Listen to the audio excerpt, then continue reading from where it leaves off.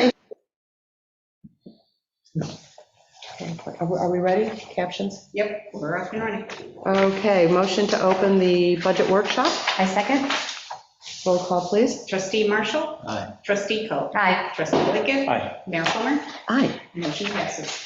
Okay, is there anybody who has any conflict of interest or anything to disclose regarding the items before us for the workshop? I do not. I do not. I do not. I do not. Okay, Cliff's notes on the open meeting. Cliff notes, if you'd like to speak from the public or online, please raise your hand. If you're doing, there's no one there, but you could put in Q&A and I'll read it for the board. If you raise your hand, you can speak to the board directly. Please give your name and address if applicable, and everybody have a nice day. Okay, so let's start in. Multi-year financial and capital plan. And first of all, big thank you to Zach and Dorothea and anybody else who would staff, all the staff who just really helped out with putting this together. I mean, it's, you know, what I like is that it's so readable. Yeah, and you it's know. very pretty. It's It's pretty. It's beautiful. color-coded. We have the color coding. Yeah, Very Eastery. yeah. Yeah, but I think it really is helpful. I mean, you So know, helpful. to kind of, you know, see sort of literally the big picture. So, any comments from the board on this? I guess, go ahead. Just maybe to start out here, and then Dave, you can go ahead too. I just had a clarification question, Dorothea. Sorry I didn't get a chance to give you a call about this one, but let's see. We've got on the 24-25 tab on the CIP, a lot of things are labeled like budget year climate smart capital improvement totals, but it seems that it includes things that are not necessarily climate smart. It's just like a total. Is there a reason?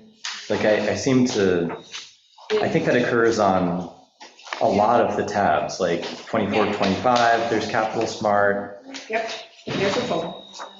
Yeah, but why, so I can show you my screen too. Why do these things all say in the grade, climate smart capital improvement plan? Because they're part of the Climate Smart program that are grant affiliated that could earn points and money towards those projects.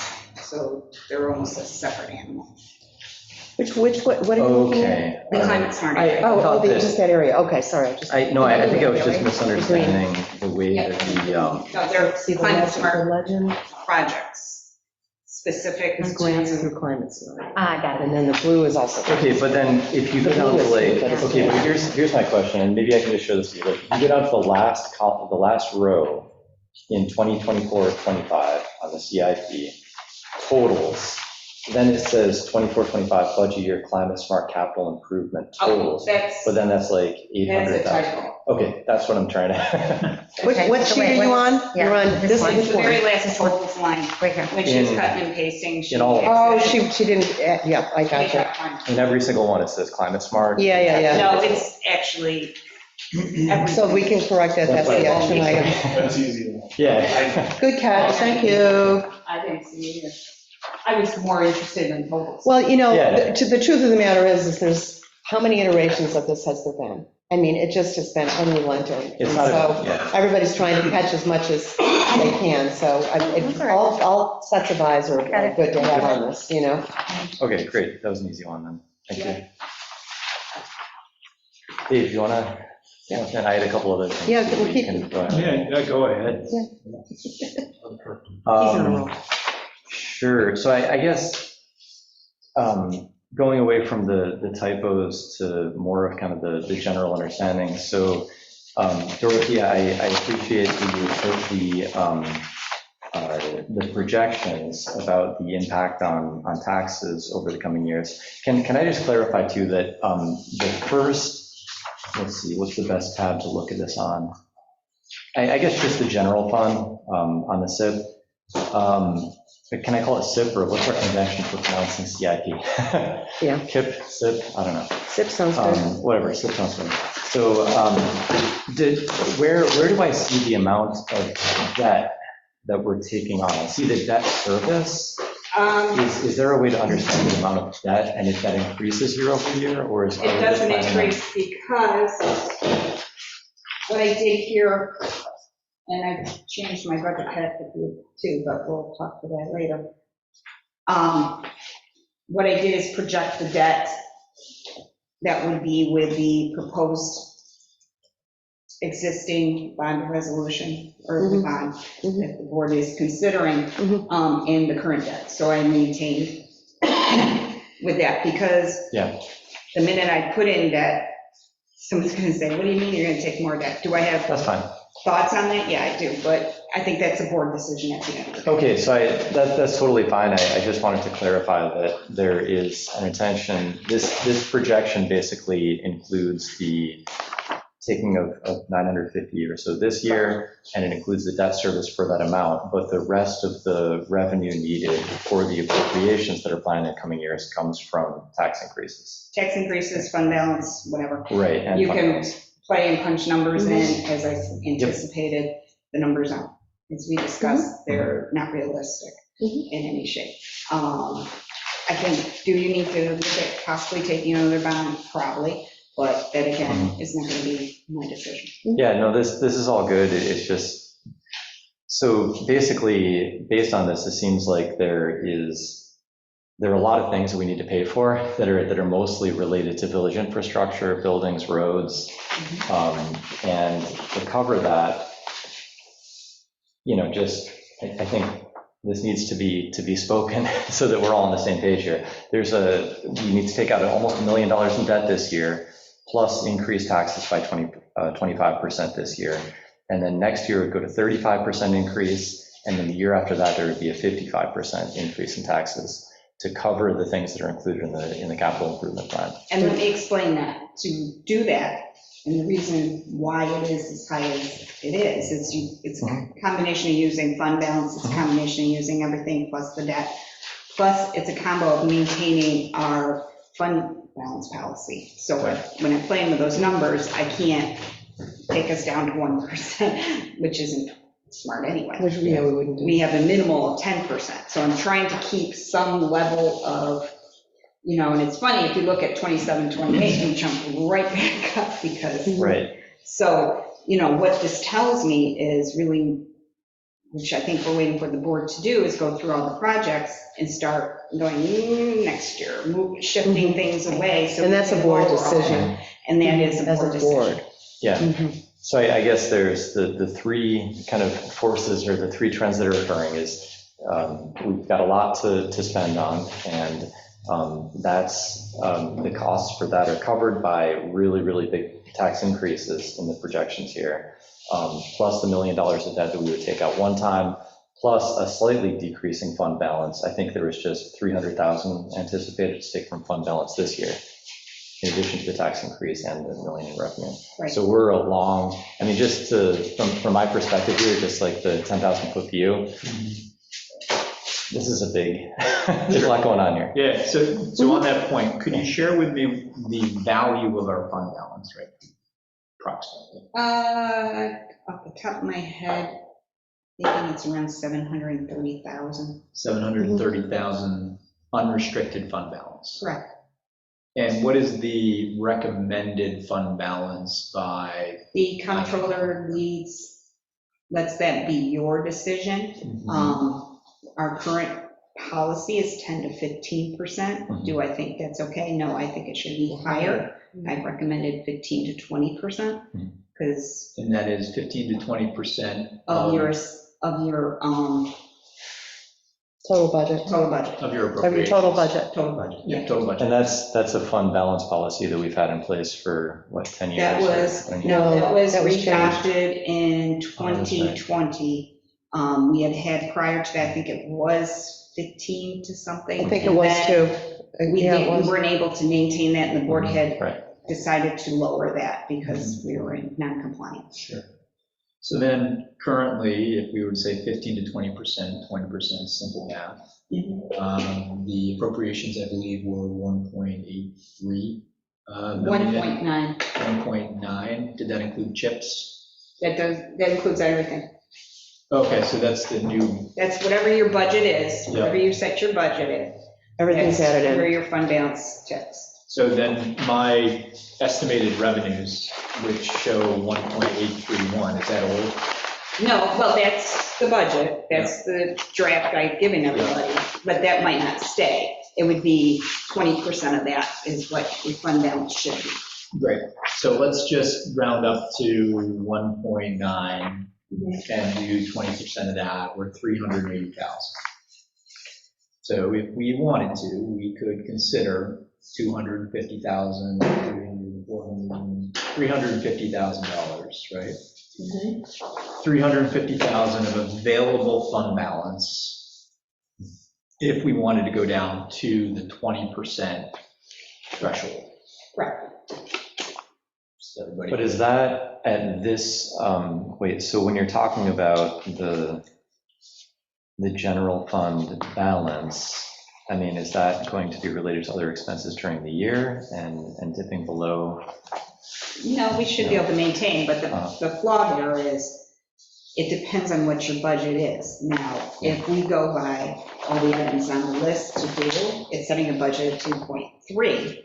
So your fund balance again shifts again Right. and needs to be higher, so you're not Right. going to have that. So, So let's say 2.3 for purposes of argument, right? Now you're at 480, now your spending availability is only 250. So somewhere in between that, I mean, 350 declining to 250 of available fund balance to potentially prioritize some of the capital improvement expenses, right? 250 would take us down to about 500,000. That's a $2.5 million budget at 20%. 500,000 is a comfortable number of fund balance. it should It be. should be. My concern with that is the board's already agreed to use fund balance to cover, let's say you don't move forward with the bond. Okay, I have to cover 100,000 either out of budget or out of fund balance to cover the payment of GPI. right. Anything else that's determined that was going to be using fund balance, such as, I hate to even say the word 75 in a row, if I can't cover it within the current year, Mhm. I'm going to have to take from fund balance. Fund So- balance. That's right. And we also discussed taking some of the funds in fund balance and moving them towards reserves as well. So it's a balancing game as to how you want to do this. And then I would also throw out the idea, once we get this long-term capital plan put in place and prioritize different things, we're going to have a laundry list of things that we would like, which potentially leads us to, and I saw it in the budget, kind of jumping ahead, but there's a little bit for a grant writer. And my comment on that is if we have a long-term capital plan in place that we appropriately itemized or prioritized, but we all agree these things should be on there, right? We're not kicking anything off, we're just sliding it around when it is. If one day we happen to get funding for something, but it's a matching grant, occasionally the fund balance has utility there as well, Correct. which makes it potentially challenging. Or a reserve, Absolutely. I mean, it's not just the one option. That's right. Yeah. I personally like the idea of it being in reserve, Yeah, but we don't have a lot of money in reserve right now. And we're going to identify where we move funds to reserve. And so there's some combination there. I mean, we would hope that everything on the capital plan we plan for with reserves, but occasionally if we're not planning for an item that's 2 or 3 years out, but somehow we magically get a grant, it's nice to have the money sitting around and. well, as a village, you have to be nimble, Right. Because if the funds are there, Yeah. and we can do it, so. So let's come back to this idea of how much of the fund balance, as we go through these discussions, to Justin's point, do we finance through fund balance? Do we finance through tax increases? Or do we defer? I mean, this is the hardest part of the discussion, right? Right. Or debt, take on debt. That's why we're here. All right. So, and I just continue on, Justin, you had referenced the 2024-25, we have a capital improvement plan that's set in place, and it's a 25% increase next year, and it's a 35% increase the year after that, and then a 55% increase the year after that. Yeah, I played with those numbers. All right. That's Mhm. I just wanted to, excuse me, I'm just going to text Lily to make sure that she's Yeah. aware. She's okay. Sure. And okay, yeah. No, because it's very disconcerting when you start double Yeah. tax increases, especially at one point, in playing with the numbers, it was 65%. And I was like, okay. Now, I would also argue that many property values have gone up 25 or 35%. But we see no new assessments, and nor do I want to per se suggest that right now. But it does mean, and again, just going back to inflation and rates and these things, it's very possible that what is a rate increase now could be a rate reduction later if assessments actually catch up to fair market value. We don't have control over when they do the assessments. That's correct. Oh, that's. Oh, great, okay, thanks. The reason I mention that is most residents don't have faith that anybody's ever going to give up revenue once you get it. Right, exactly. They'll be like, no one can take our taxes down. Like, when property values go up 10, 15, 20%, schools now have 10, 15, 20%. Exactly, more they're not gonna give it revenue. back. They're not going to give it back. Exactly. And I would like to make the statement that I would give it back, and I would plan ahead to do that. The challenge, again, is making sure we do the work to argue that we need it now rather than later. So, And what you're okay. speaking to is the equalization rate right now that's applied to the tax bills at 0.82. I would guess for next year, it's going to be like 0.75 or, it has a steady, it seems like once it gets past a certain point, it just starts going down. Say that again? If you look on the levy and employment, Yeah, Yep, Where are we looking? levy and employment. yes, Okay. tax levy, right. So what this was able to do is project your tax rate, which is nice of it, but if you look at, it shows the equalization rate at 0.82 for this current budget year. My guess is, with the way it's been dropping, it'd be in the 70s somewhere. Can you tell me on that sheet where I should be seeing 0.82? I'm good. It's okay, I got it up. Oh, I see it now. See where it says, yeah, on the red I see text, yeah. Yep. And could you explain the equalization rate? That's the rate to the value of your home. So that's where you're being taxed. So as of last year, your home was worth, Where did you get that? that comes from the state or from the, You say the 5.05? that's our current tax rate. So what you're suggesting is we're 18% below? I think it's going to go even further down. Mm-hmm. Yep. Interesting, isn't it? Kind of love how that works. All right, so shall we get into the master plan? Yeah. Yeah, let's I keep think going. some work has to be done in it.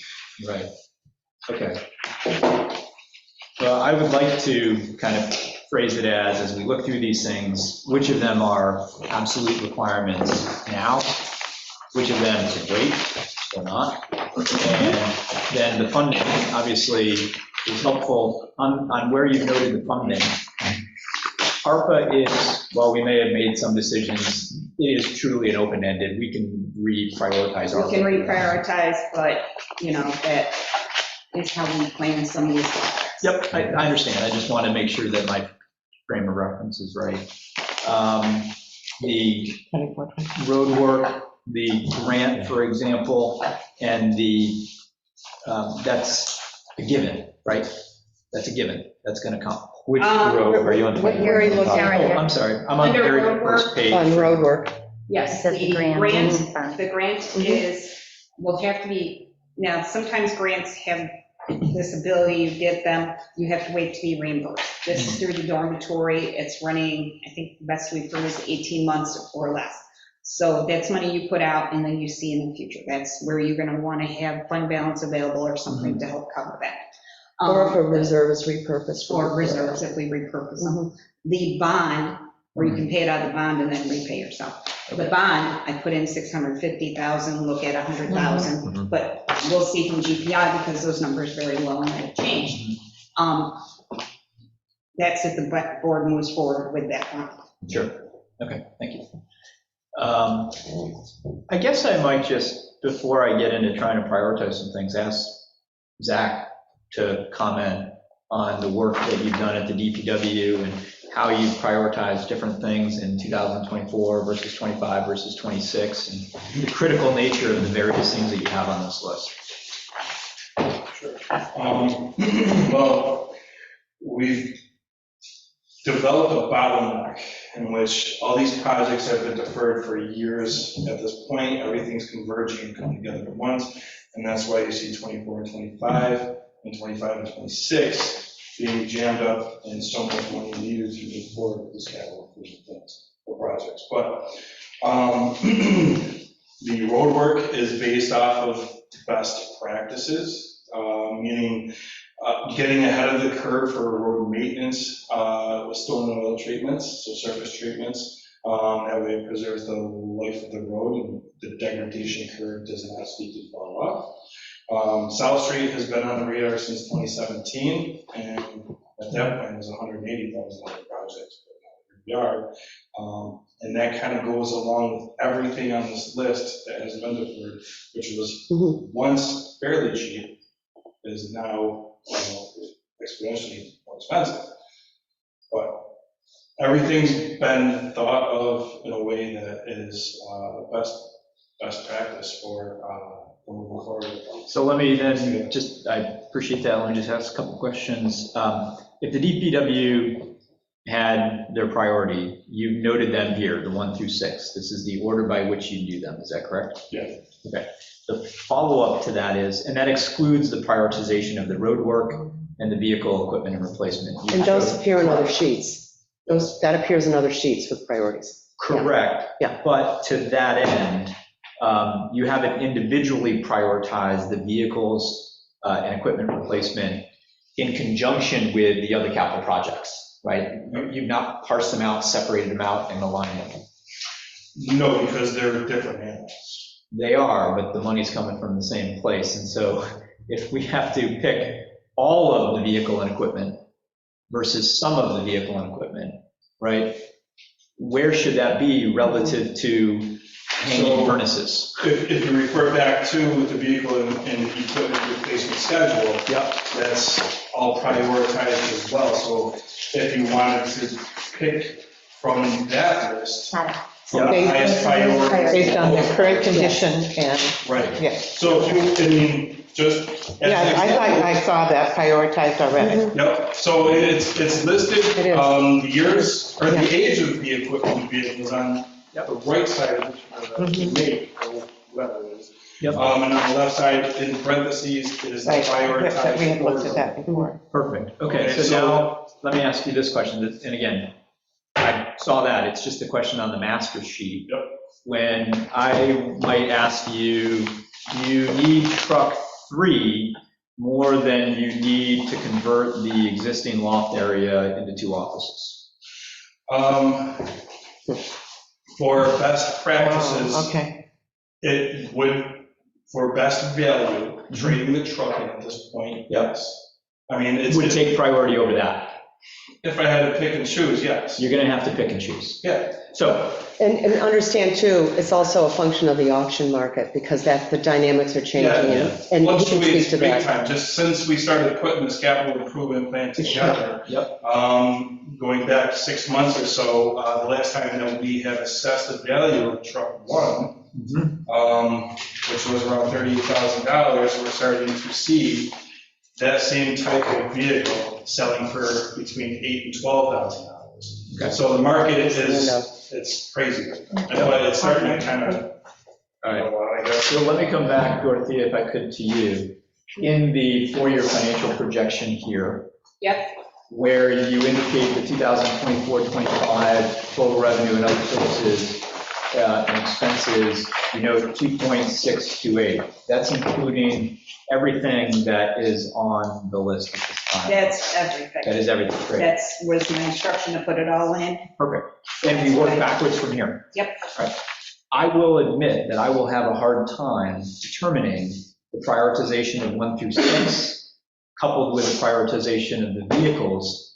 And when you mash them together, you have 1 through 5, 1 through 5. I'd like to see 1 through 10, right? Because we're not going to be able to fund it all. Not that I wouldn't want to, but we're not going to be able to. So that's sort of the first thing. And we could sit here today and maybe go through it and prioritize it all. But herein lies the question. If some things don't get done next year, they slide into next year. And then you're going to have the same challenge. You have the prioritization of the vehicles, the prioritization of the projects, right? And if we can't do them all, which ones slide down to the next year? So I think you can't do that work unless we tell you what we're willing to provide from a revenue perspective, or from an appropriations perspective, okay? And then that brings us back to this board. So basically, it's, here's the amount of money, and what can you Here's get your out of budget. that? Yeah, are you gonna get a shoe or are you gonna get a coat? Yeah. Which I would think, here's your You gotta budget. choose. Here's your budget, Yeah, here's everything we agree that should be on the list, and we just figure out how we slide it But forward. that's the job of this Right. board. Yeah. to work I mean, with that's, this ability. and that deferment is, this is a result of that deferment. Every year shows that deferment. I understand Sure, that. and it's always innovation. So all of that is always going to be true, and I Right. appreciate hearing it again, I guess. Point is, we have to start today. We only have so much money today. And I think what we should do as this board is look at these lists and say, is there anything we're kicking off? And then put it back to staff and the departments and Zach and say, we left all this stuff on it. Here's an amount of money that we might spend out of general. Here's an amount of money we might spend through tax increase or through a debt. Take this list and figure out how to fit it in to a more appropriate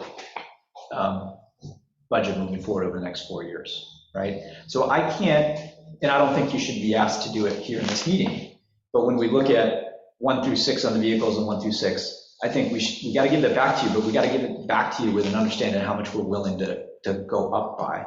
So could we maybe look at the capital plan and say, what of these things do we just simply not agree with and why? And then start kicking them off, if at all. I think it's worth talking about those items and seeing if there are some of those things. I agree, Dave. So I have a question about some of these items. Zach, very first sheet, the video inspection of sanitary sewer sections. What is that? The video So, inspection of sanitary sewer sections. yeah, that is sewer maintenance, sanitary sewer maintenance. So going through, hiring a company, which we have a contract for, and they come through, they do video inspection, root cutting, cleaning, and curative pipe placement of liners. So that's on a yearly basis that we do this work, and that's preventative maintenance and sorting out problematic areas in the sewer. So this has been done before, Yes. every year? Yes, not every year, consistently for the last 3 years. Pretty much. It's been- So we've been spending 75,000? No, No, it fluctuates, so that's based on the budget that I was given. Okay.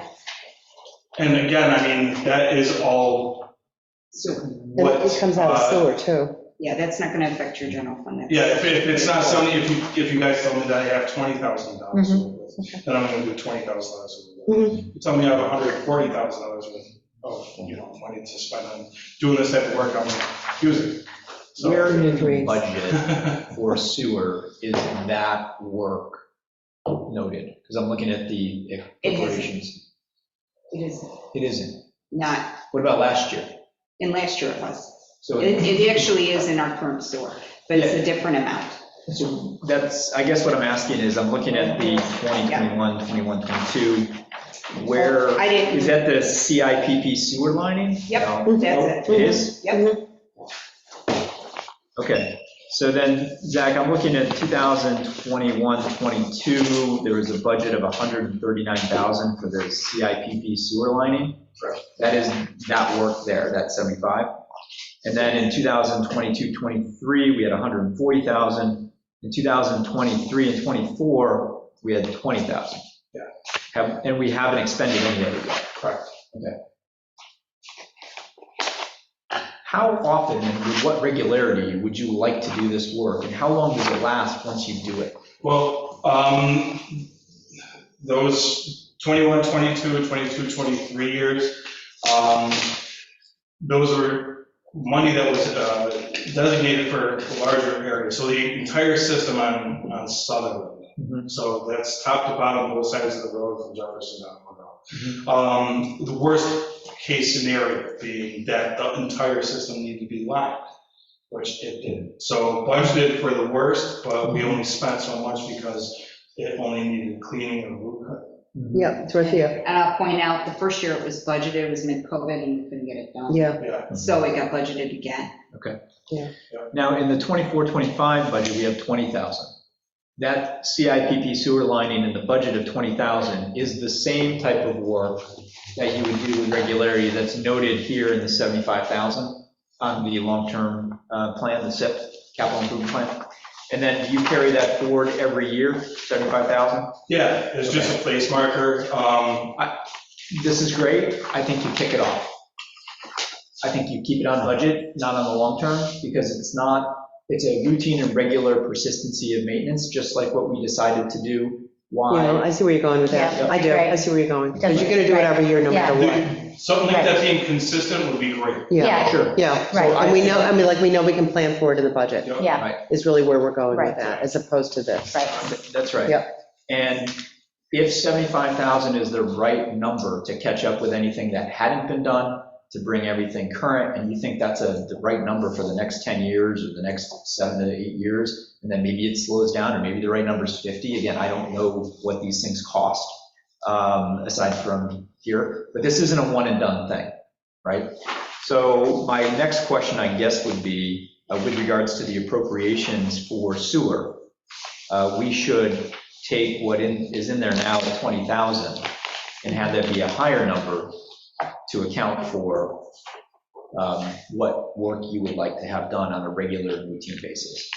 So you're talking about the 24-25 budget now, just increasing the sewer appropriation line for contractual? That's Or what right. is contractual? It'd be the CIP, no, it's not the contractual, it'd be the sanitary sewers, Gotcha. Yeah, SIP sewer line. CIPP sewer line, right? Yeah. Or would it be contractual? Well, It's a it's contractual. It'd be contractual, It's Yeah, that's in there, Sienna. and I can, and wherever you want to put it in there. it's in our sewer budget, it's going to be, That's like the end of the capital. yeah, it's the end.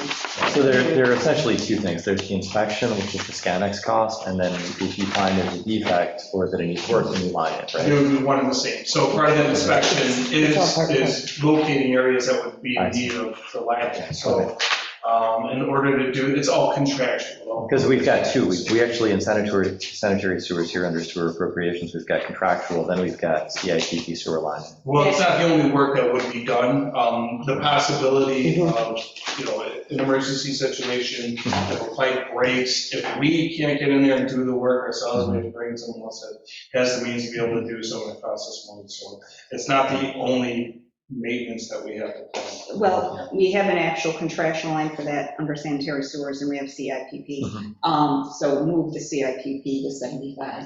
I think you have to move it to the number that is consistent with the work that Zach is suggesting we need to get done, and remove it from the capital improvement plan. Right. Mhm. This is- Yeah, we're all on that page, it's just, It's just, this is, been working on this is newer than what I was doing. Yeah, no, 100%. that's good. Yep, That's 100%.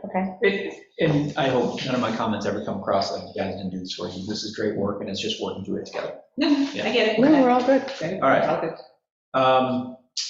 Is there anything, just talking about the sewer then, is there anything that the sewer specifically needs? I know you have the sewer allocation of the vehicles, for example. To that end, Dorothea, when you did the vehicles or any of these other improvements, you've noted a little bit the sewer allocation of them, but I don't see a sewer allocation for the vehicle and equipment replacement. I took the sewer allocation as determined by Zach, because not all vehicles are used for sewer work. Just the pump truck, right? No, No, there's no, there's we a end more- up using a lot more vehicles. Every vehicle does sewer work itself. Okay, And I- On some percentage And of use, okay. yeah. and I might have, The percentage of- Yeah, I might have missed on the road work schedule if any of that was for next year put into that for sewer. So I'm looking at the vehicle and equipment replacement schedule. I don't have that number, so I guess We need the that number. would be a We need the number. discussion with Zach, how much time, or can I use the average of 22%? Paper here. So this is a great question, right? Yeah. As we're allocating these expense items, if we say, hey, there's $250,000 or 300,000 out of the general, well, then, what's the sewer picking up, right? And it would be helpful, I think, and this is going to make a very messy master, but I think it would be helpful to have each of the vehicles noted in the years rather than the consolidated. And then note what amount of that is sewer and what amount isn't. And then we can prioritize them and order them. All right, so, the master is gonna get very messy.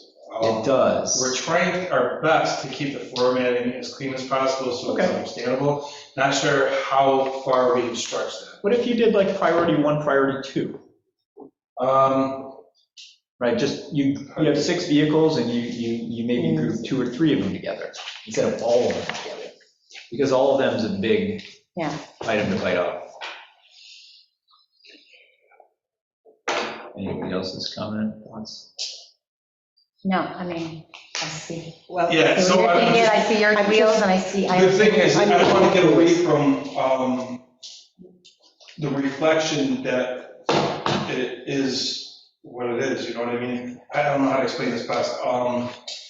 You want to show that these things need to happen. Right, now. you're saying the importance. Yes. You don't want to yes, ruin the if importance it's of all. deferred, then it's deferred, but the priority lists of everything that's in there, I understand, that's Yeah. unrealistic to be able to replace everything. And it does need to be prioritized. Are we going to do a master of a master? Well, we're Wow. going to have to somehow get the That was a ordering turn. of vehicles Yes, in with the ordering of everything else. Right. And either you break them all out and you have more items in the master, and then we order them, right? Let's try that. Which I don't think it's that many. It's 1, 2, 3, 4, 5, Everything out in the 6. master. Yeah, I mean. can I Well, put a yeah. suggestion, because Yeah. here's my concern. Yeah. I got a budget that's due. Mhm. We've really done no work on the budget, because we've been focusing on this, which I'm not disagreeing the importance of it. We need to get numbers for me for a budget. Mhm. Can we focus with these sheets tonight, like go through the vehicle list and say, yep, no, we can change the totals on there, decide an average, Zach can tell me the percentage of that cost that would be responsible by sewer, and then we can get a total, so at least I have something to work a budget To from. try And we can do the yeah. Because percentage. otherwise, if we're waiting, Right. I know. If we give him a total, Yeah. he can All right. prioritize. But we can Fine. get it in the master, whether you have to look at everything on the master, and then also refer back to the road schedule or the vehicle replacement schedule. I mean, it's all there already that we can pick from and move forward with. As time goes on, this isn't something that's going to be Mhm. mastered, Right, you know. right, before the budget. Before the I agree. budget. So We're we running need out to of do time. segments, right, and then we Okay. can All right. fine comb it after I the would budget. say, So look we're- at the road schedule, say yes for all this. If this is agreement, then that stays on the budget. Yeah, Look it's at the getting down equipment, to, it's drilling this down on this. Right, and then So- we'll And then we'll just bring it, tease it out. Nailed down. We'll tease out the specifics later.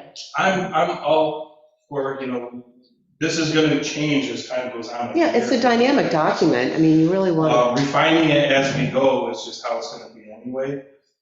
But as for, all the data that's in there. it's gonna be the So same. I understand your comment on data. I will simply say that this capital improvement plan has to be closer in its totals and its aggregates so that the appropriations, right, or the total revenue and where we're sourcing it is a lot closer than it is, right? This is a true reflection of all the needs. 100%. Understood. I think we're all saying the same thing differently. How about that? Sure. So I'm thinking, let's be as specific as we can. Yeah. So offline, okay, this doesn't work, this stays in, whatever. We go through that. And then offline too, you can break out the percentage of usage for vehicles pursue, we can do all that, not here. Yeah, right now. But now we need to Right. get down to If the, we can look at the road maintenance schedule and say, Yes. agree that this is what we want to do for next year, it's all doable, all that. it is, complete. yeah, it's doable. And then go to the equipment schedule and say, that's all doable or not all doable, cut. And then we change the numbers over here and then go through DPW's list of wants, needs, and and then go through the village hall. That way I have numbers for the budget. Okay. I think that's good. I also do agree with Dave's point that, we've got the intra-category ranking, but you need to also have inter-category ranking in order to Understood. figure out. Right, I think and that's we can where do we're that, at. but we have a pressing. We need the Let's do specifics for the The budget. intra-category, and then we'll And- circle back. I also want, Zach, you to know that just because it happens to be on next year's list doesn't mean that we think that it should wait till next year. It's just that it has to wait till next year. And I think when we get it done, presenting this to the public, this is the best we're going to be able to do. And we'd like to pull a lot of this stuff forward, but unless you want to have a 25% tax increase, right? It's not going to happen. 25. Well, next year's 35 and then it goes 55. Yeah. It's 25 and you're still in that's- fund balance, is what? What was that? It was 25 and 300,000. From the fund fund balance. From balance? fund balance. And that's Right. perfectly understandable, but again, to prepare something that's a true reflection of where we are. Totally understood. I think we have covered this, and so and I'm gonna, do you have one more thing to I was just add going to in? say, we go to roads. or Yeah, vehicles. let's start in. Yeah, Let's sure. start in. You wanna You start want to with do, roads? okay, let me find roads. Vehicles. See, you had the roads. Do you want me to mention that? Well, I figure roads are going to be quickest. Yeah, maybe. Who knows? How long does the road last once we mill and pave it? Zach, I'm sorry. how long does the road last once you mill and pave it? Like what we're doing with South and Wood, if that's done to plan, then you're looking at 30 to 36 years of just every 6 to 8 years having to do stone and oil. Yeah, type of ongoing maintenance. Yep. Which to oil and stone South Street is, you can probably do it for about $12,000 or $13,000 current market value. So 30 years of, having to just do that every 6 to 8 Yeah. years. 30 to 36 years. Yeah. And you have stone and oil and stone, they're the same thing? Yeah. Okay, just making sure. Yeah. I don't know the language well. Yeah. Yeah, right. Yeah, quickly add that is already in the road maintenance in the given budget, so we can, Oh, so those are easy enough, so Mhm. it's standard practice to build in some. let's talk about the oil and stone then for a minute. Just like with the sewer, where we every single year have a certain amount of just ongoing persistent maintenance that we have to do. And sure, it might be road specific every 8 years, but there's a dollar amount that we're like, hey, here's 10 grand, here's 15 grand, whatever the number is, and just every single year you got roads and it's embedded in.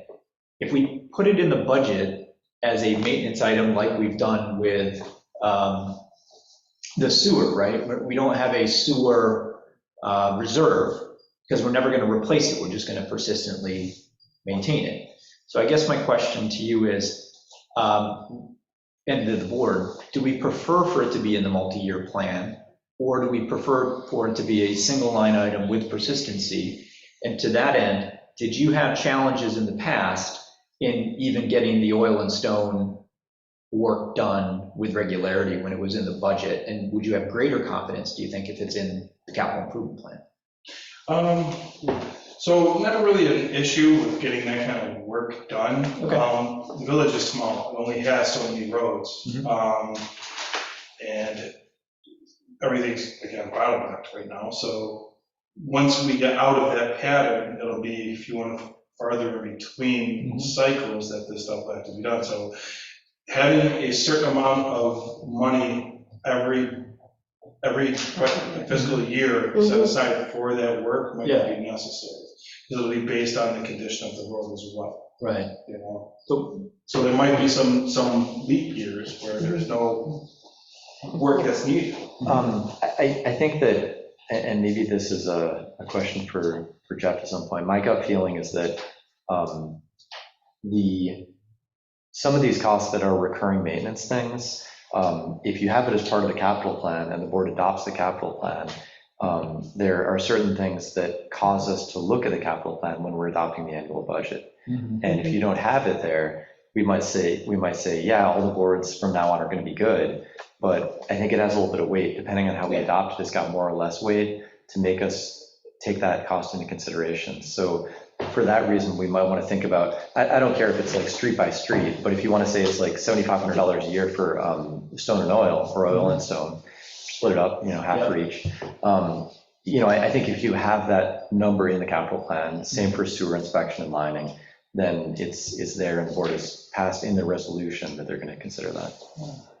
So to that end, it goes back to the sewer comment, which Yeah. is keep the number in there. I think based on Yeah. that, Okay, We have, but if yeah, it's- that makes sense. But then, it doesn't have to be a specific, like slated towards a certain thing, but that's. No, I the understand, it's like a baseline. general item that we're putting in saying, this is something we're always going to do, but it There's, still is maintenance, though. yeah, right, and there are other areas, so one thing that we do is like Courtney, Heatherhurst, and Green Hill. Yeah. We try to treat that as, getting that whole area done at once, just because of, Right. the ease of access, getting in there and doing. That's a big project, so if we put 10 grand every year, 7,500 every year, you don't use it sometimes, then you can look at the reserve, and you can do this on the sewer too. If you don't get to it one year, we still funded it, because it's, You So smooth do out. whatever you- So that would take a larger portion of the budget to be able to fund versus just doing locust, or just doing church. On average, it won't. Over a 5-year period, some years are going to be funding a little bit more, you save it for the next year and then do a bigger street. It'll be smooth from a tax perspective. You just figure out how to make it work year to year. So is there ever a year where you don't do oil and stone? I mean, pretty much. Yeah, pretty much every year we're doing. Yeah. There have been years that we have not, but mostly that's due to throwing good money at bad money. It doesn't make sense. Right, but it's a circumstance that has prevented that. okay. So it is an ongoing annual Yeah. task. I'm gonna ask and see what you guys think. What if we took the number we just took out of the sewer lining SIP thing, and instead of putting it back in the budget, we put that same exact dollar amount down in the sewer infrastructure repair reserve? Yeah. And then we put this amount here, right, which I agree that we need, right? The oil and the stone. oil, right? Yeah. We pick a dollar amount, 7,500. Whatever. Put that in And we reserve? put that in the infrastructure, the general fund infrastructure repair reserve. Put them in reserve. so. Because it's the dollar amount, we're saying we want to spend it, we want to put it in the budget, but it's going into reserve. And this comes back to Justin, your point, and maybe we've talked about this too, this idea of by putting it in reserve, what you've said is, we're funding this plan that we're working I on. understand that, but, Yeah. I mean, we would just be taking it out. Yes. We would put it in and take it right out, just. Yes. Unless he didn't use But money. it's going to be year over But year. hang on, This isn't hang on, smoothing it out. hang on. I've got a thought here I'd like to finish. I'm not sure as a practicality what that gives us. It's not practical. I mean, I see where you're going completely. It's not that I don't. It's an But I mean- ongoing maintenance. Yeah. It's something that is already budgeted. We budget 30,000 for roadwork projects every year at least. That can give and take, because there could be a sinkhole that opens up, there could be anything. So you budget for these items. So this again, this is going back to threshold. We have, it's Yeah, a that's minor true. amount, it's standard practice. When you start moving those little amounts, it's creating more chaos to take it out, because then you gotta wait so many days, you gotta follow all those.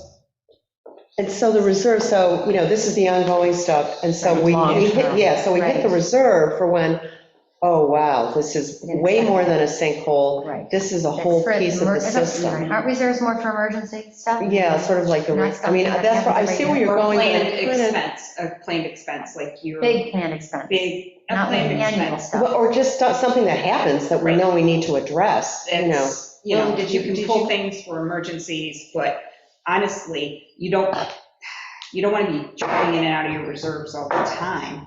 Yeah, You see where I'm going? I mean, if you can budget it and come straight out of budget, you should. When you start not showing it in the budget, that's where you can get into trouble. And counting on a reserve all the time isn't the way to go. You should be able to budget that. I mean, That's why you're you have a looking budget. at less than You need to get the 10,000 work in done. oil stone. To me, like I said, that's where I was thinking 5,000 is a good threshold. You know, Yeah. if we follow our procurement policy, it should be easily in and out. I mean, Mhm. that's been standard practice.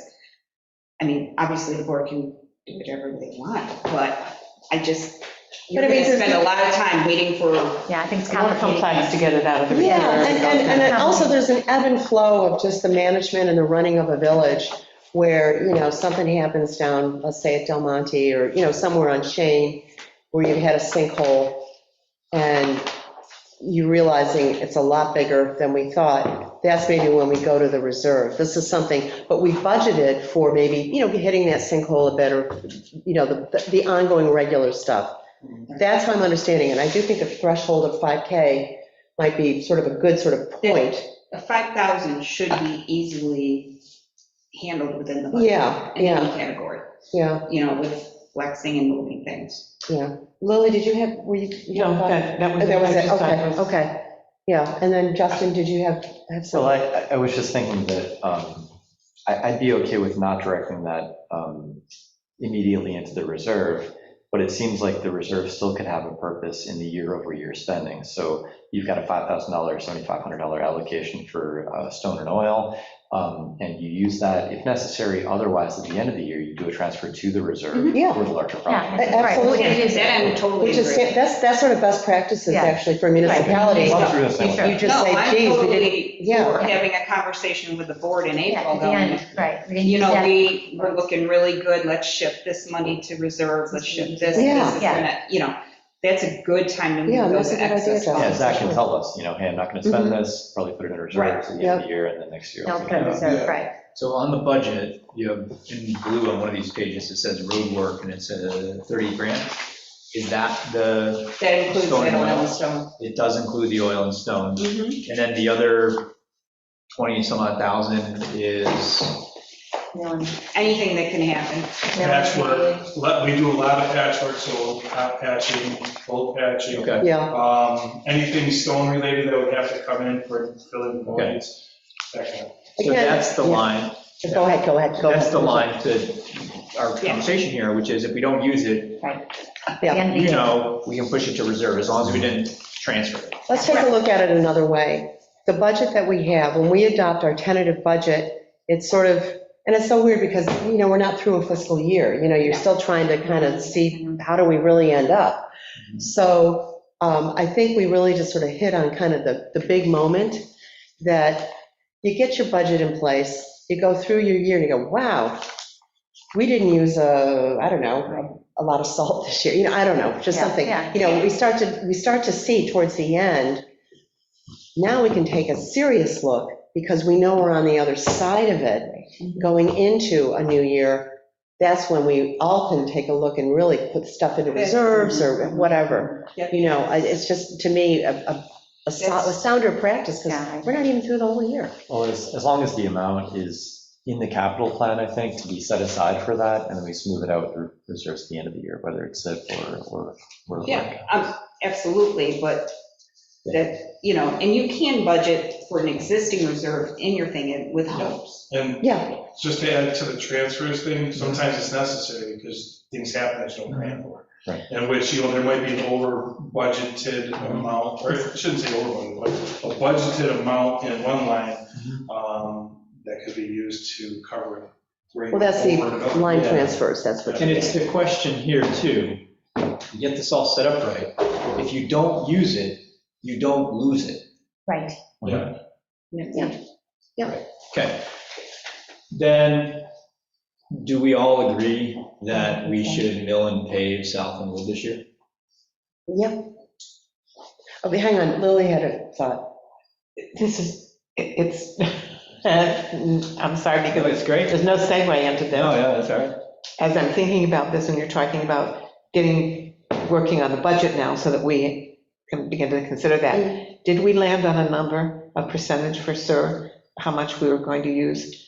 So how, The board last discussions, we decided to let me go ahead and use the 22% Okay. and to do, I didn't hit it hard, I hit it softly. okay, I'm just checking, I'm still thinking about it, but we're not there yet. We got to start getting I know. real close. Yeah, we're real- TikTok, yeah. that's going to be my mantra, TikTok. TikTok. Mhm, Okay. And not the app. Multi-year capital plan, back to roads. We've got mill and pave. We've got a conversation with GPI after this. It's number one on the list. would you prioritize, Zach, South and Wood over all of the other items that you have on your infrastructure capital improvement plan?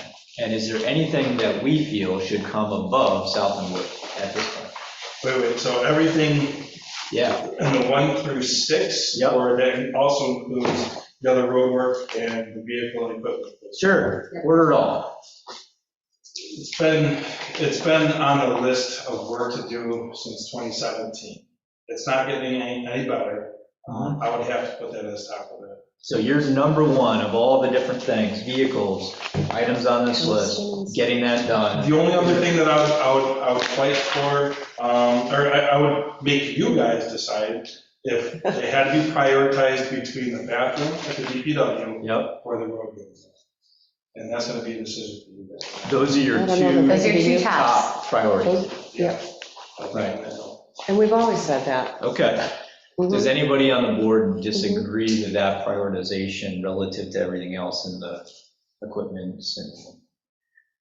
No, I think it's a decision best made by Zach. Right? Well, but it comes No, down to no, us. it's Yeah, it's but gonna be our I- decision. I mean, he just, That was his we just recommendation. had, we just had the superintendent of the Department of Public Works tell us, in his, when asked what the priorities were, and he just shared that with the board. Right, the two. that he Asked and said answered, are as they top. say. Top. What comes They're after? both number one. Right. Sure, what comes They are. after that? Sorry to move on to Well, the roads for so just a second. this is where it starts to get funny with the vehicle replacement. So we're starting to get out of the market that was overvaluing used vehicles.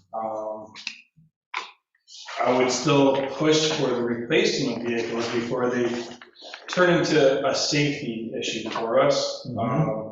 The toolcat, we found that has a good 3-year lifespan for us Yeah. before it starts to show signs of wear in which we have to remold steel floors and floor pans because they're rotting out. That's not till 26, 27 though, so maybe you just comment, you got the case So- loader and truck number one. Okay. I mean, Can we start from the bottom maybe? And I was just wondering about the additional pickup. Is that, so the additional pickup, I think that's going to be, or that could be covered by grants from the Climate Smart Communities.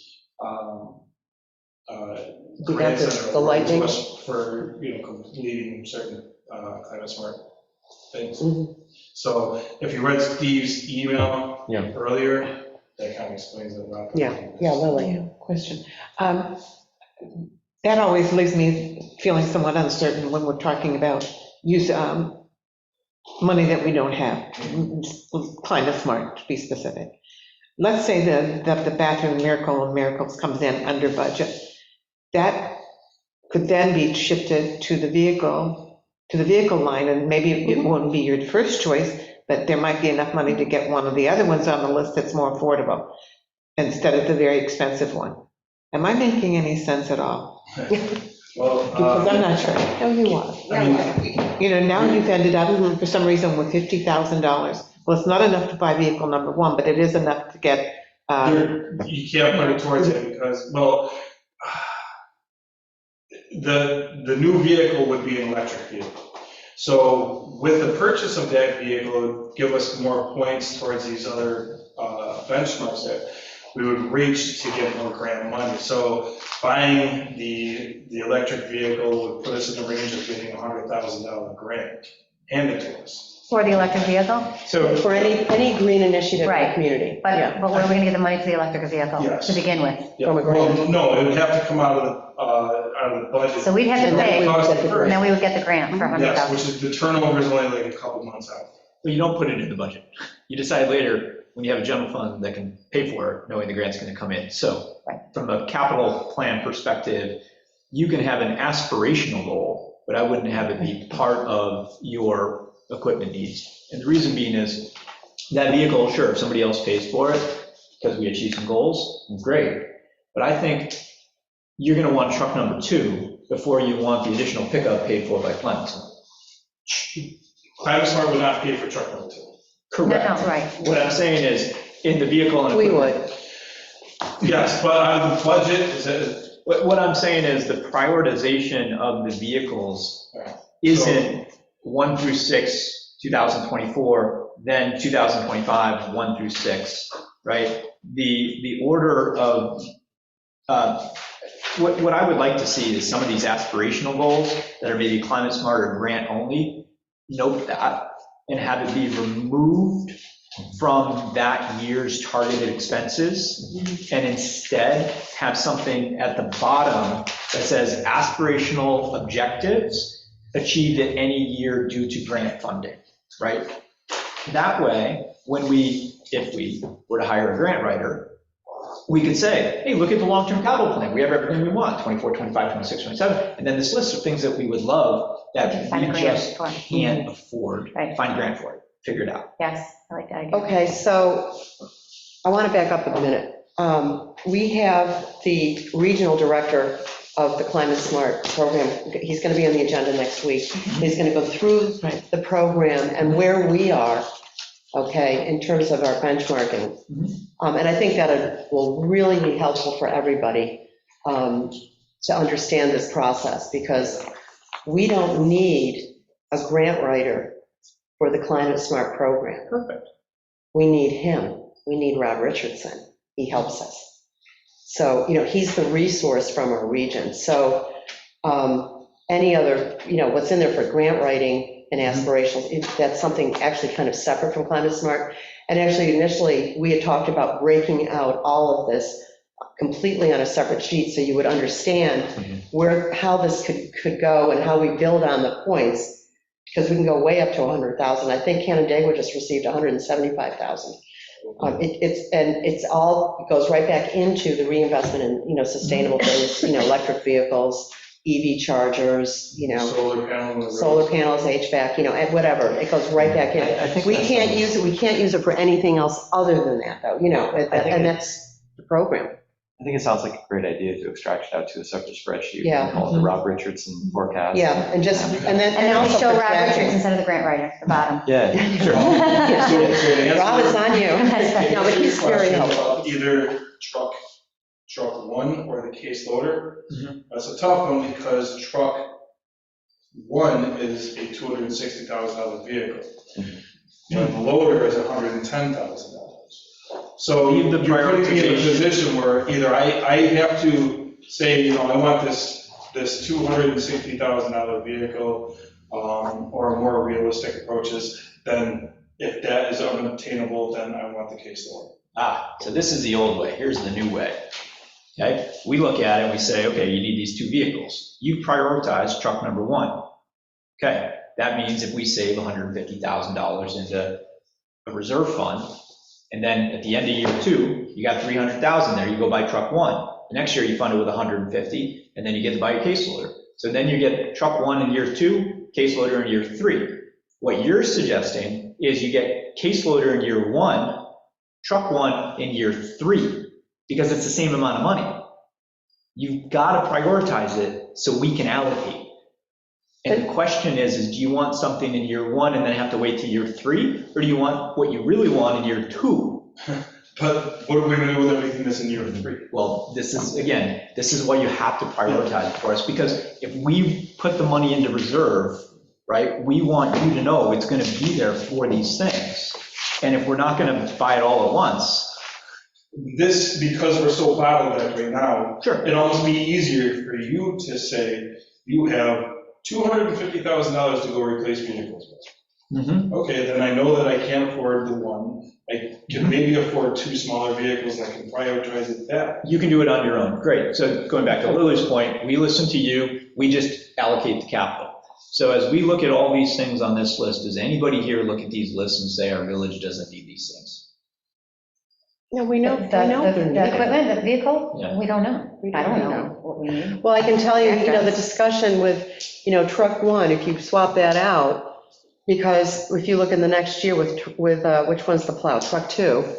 Truck one and truck two. So truck one will replace truck two. Exactly, but that's an important point in terms of the management of the equipment.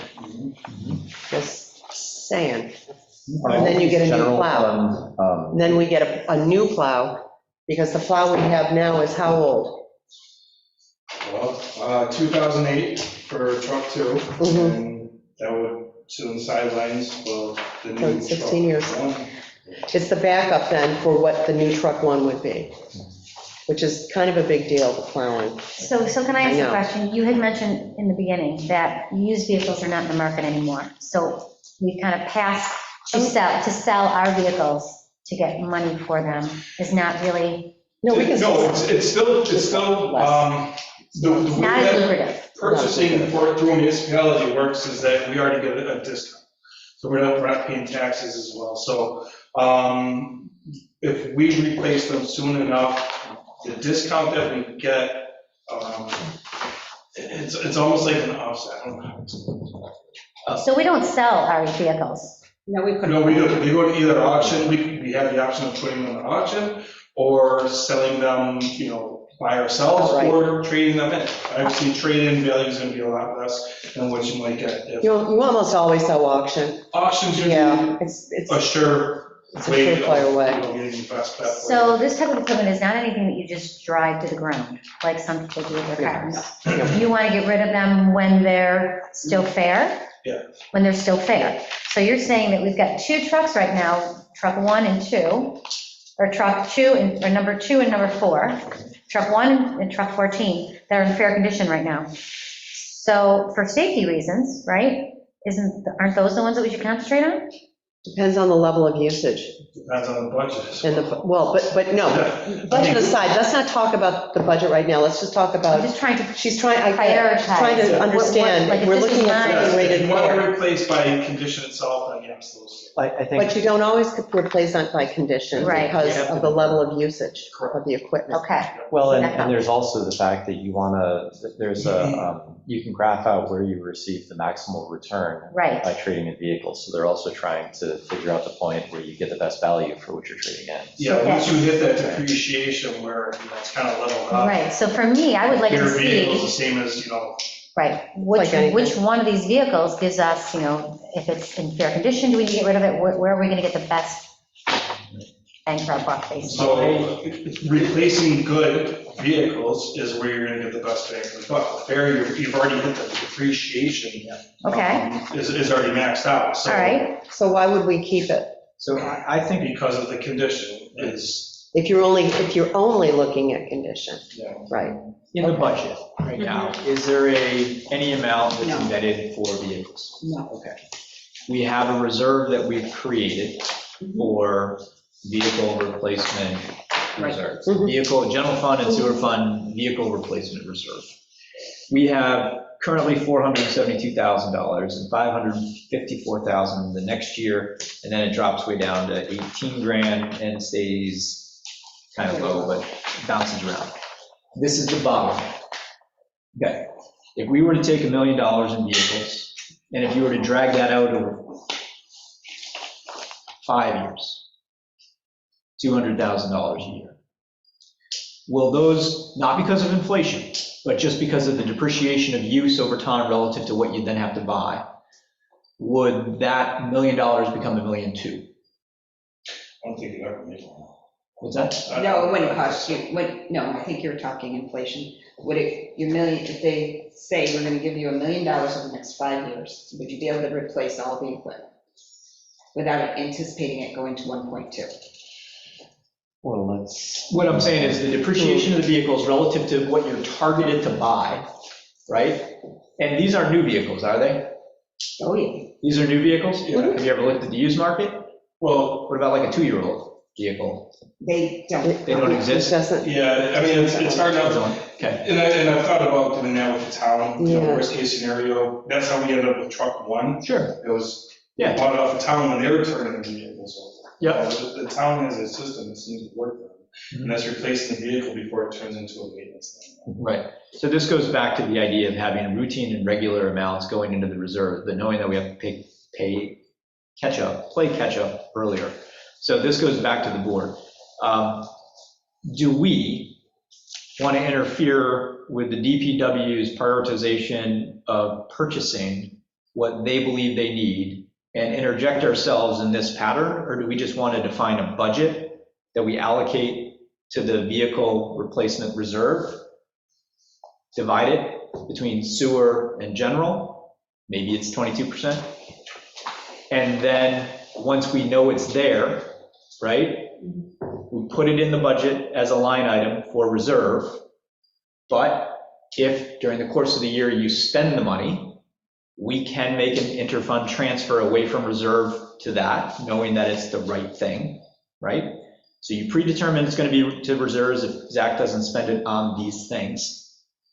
If you spend it on those things, we just do the budget transfer, right? And then at the end of the year, if there's some amount of money unspent, right, then you put it in the reserve and it's there for next year, and hopefully we fund it with 200. The reason, or whatever it may be, the reason I'm saying this is when we go to the public and you look at the budget and you see an increase of significance in tax, and we say it is purchasing what we need in the capital improvement plan.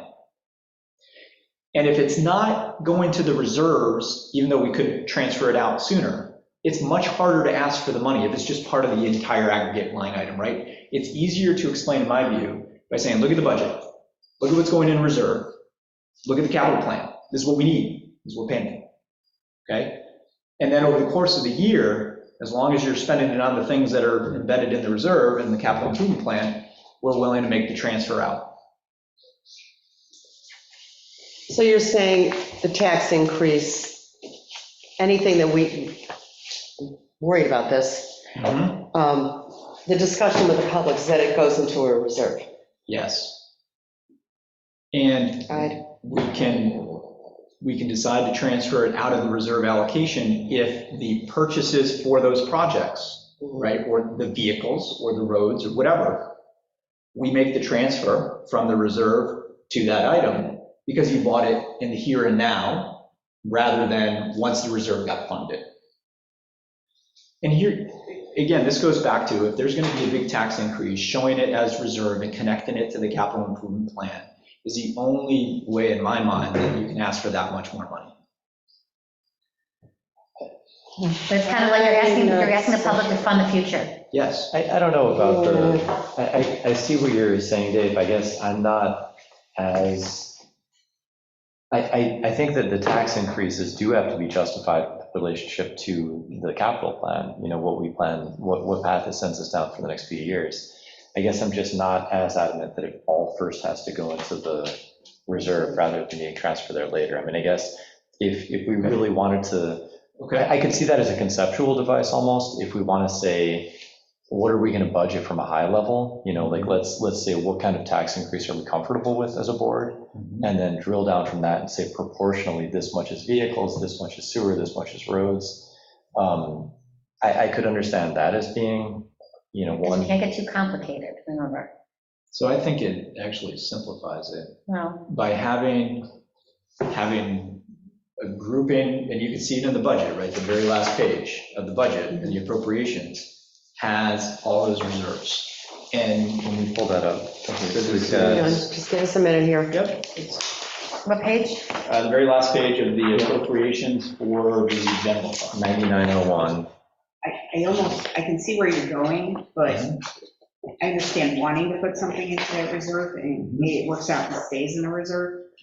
But if you're looking like 200,000, maybe splitting, you know, put something in the appropriation line again, because you need to have that budget line. It's just, you're going to spend it. Yeah, I'm not sure I'd like- where we're going with We're that. always going to buy equipment. I'd like to think we're always going to buy equipment, we're always going to do something. We need to have something in there saying we're going to purchase something, because I think that's the fair way to show the public that, yes, this is designated to purchase truck one. That's why you're seeing 200,000 in that equipment. That's what we can show on a slide. That's something we can, And you can see it on that, I mean, yes, this it's, lays it out. or you say, you know what, we're budgeting 200,000 for trying to knock off some of this equipment, whereas that can get the best value to use 200,000 towards these wants and needs on the equipment list that can be done this year, and then the rest will shift.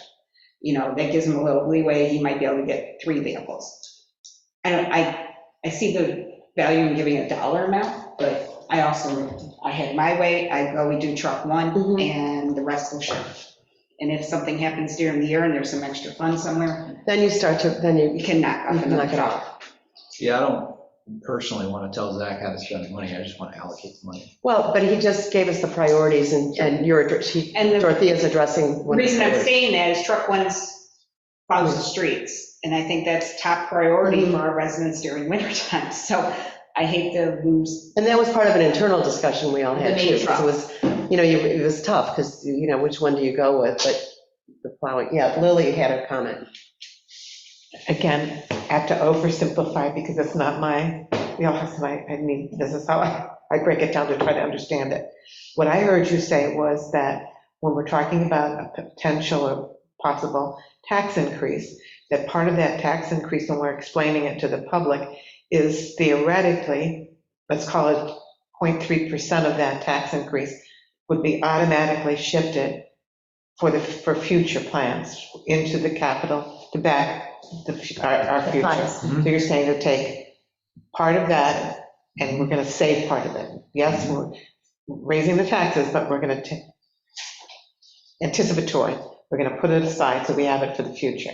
Is that It's simplified? yes, close. It's the idea that any dollar amount that, I would like to say, any dollar amount that has to be used for the long-term capital plan is shown in the reserve funding, because everything in the long-term capital plan is a reserve funded item.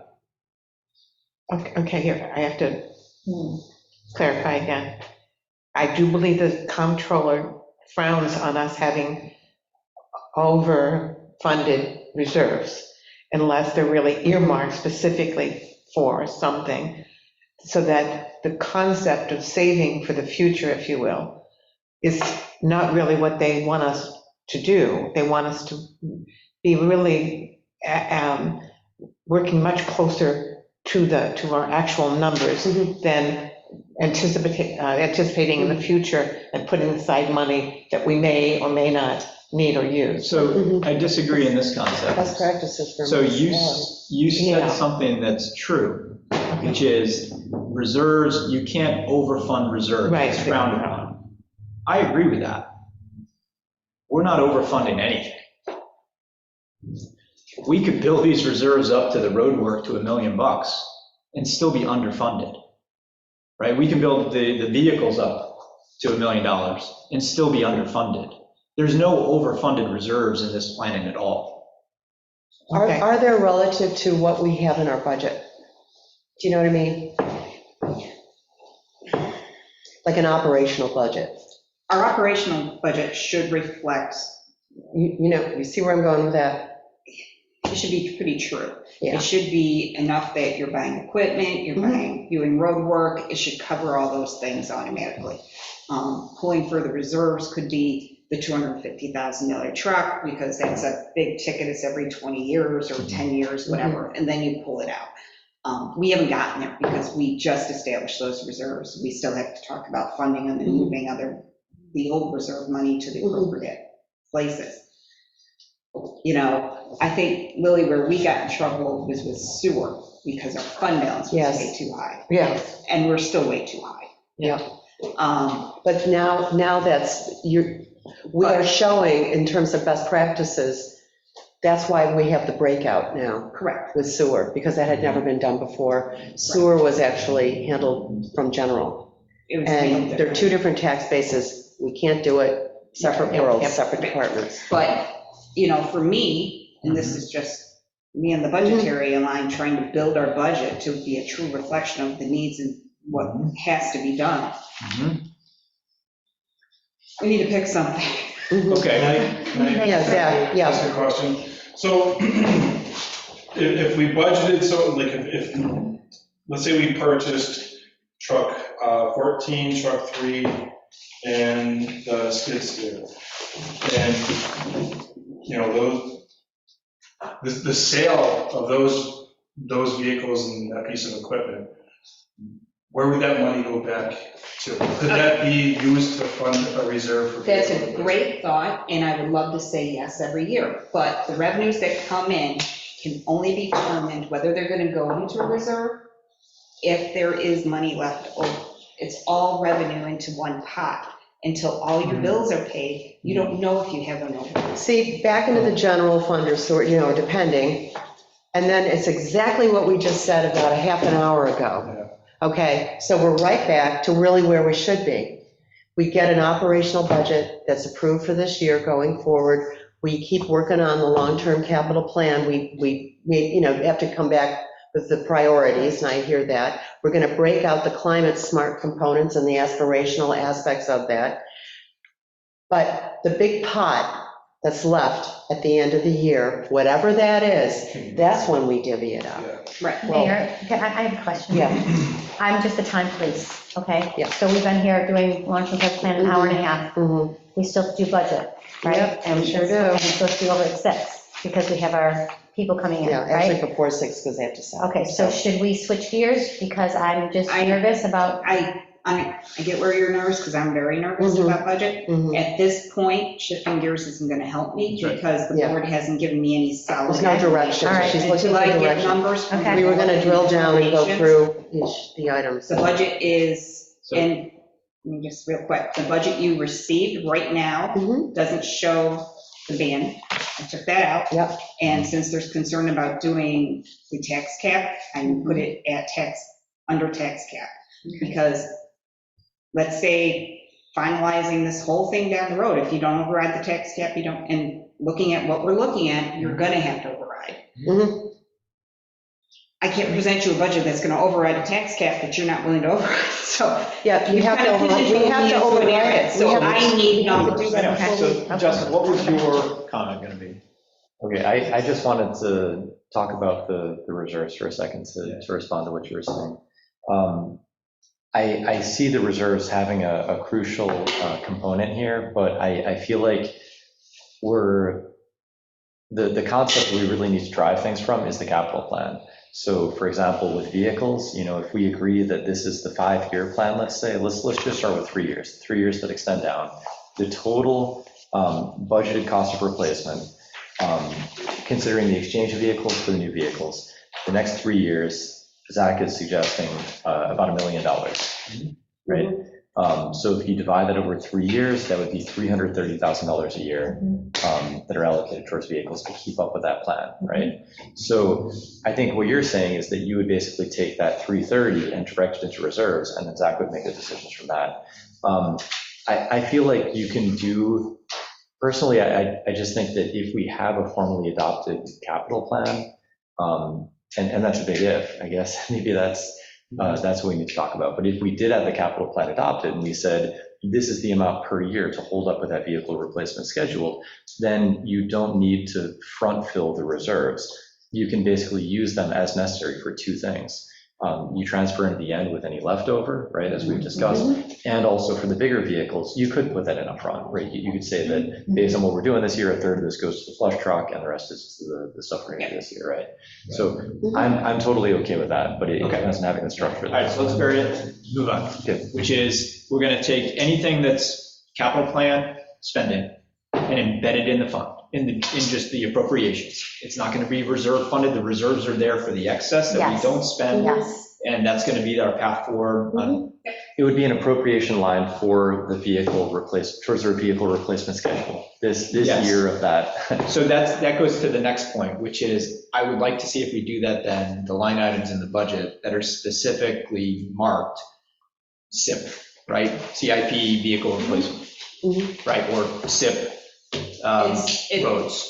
It's there, and if it's above a certain dollar amount, we always have to bring it in front of the board anyway, so we'll know when it's spent. Yeah, so the idea being that in the budget, we're going to specifically have line items of appropriations that are drawing or referencing the planning work and the long-term capital plan, Yes. rather than thrown in with a couple other things. Yeah, Okay, is that cool? I think that's great. Mhm. Everybody, okay. And then, so now we got to figure out dollar amounts, so this speaks to the budget, Right. right? So coming back to roads Okay. for a minute. There is nearly $3.5 million in roads over the next 4 years. How much? And if you go another one, go 3.5. 4.25, it's like 4.25 Okay. ish. All right. Do we agree with that? Let me just. That's $1 million a year, and we simply can't raise that type of revenue. We also can't bond it. So if this comes back to the budget, which is, Yeah. roads are bigger items, right? We got this speaks specifically to building a reserve, right? Yeah, Do we want to put money in reserve for roads or finance it all?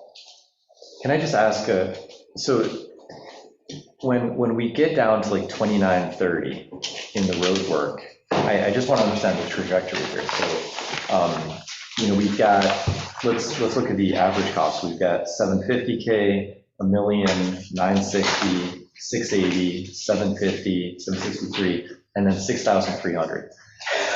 So, Yeah, we'll figure it out. Okay. so what does that mean? With the That's me 29, 30? anticipating that there's gonna be a lot of deferred work up in there. Yeah. Okay, but Yes. can we like average this so that we don't, like, is that putting us in a place where every year after that is going to be 6K?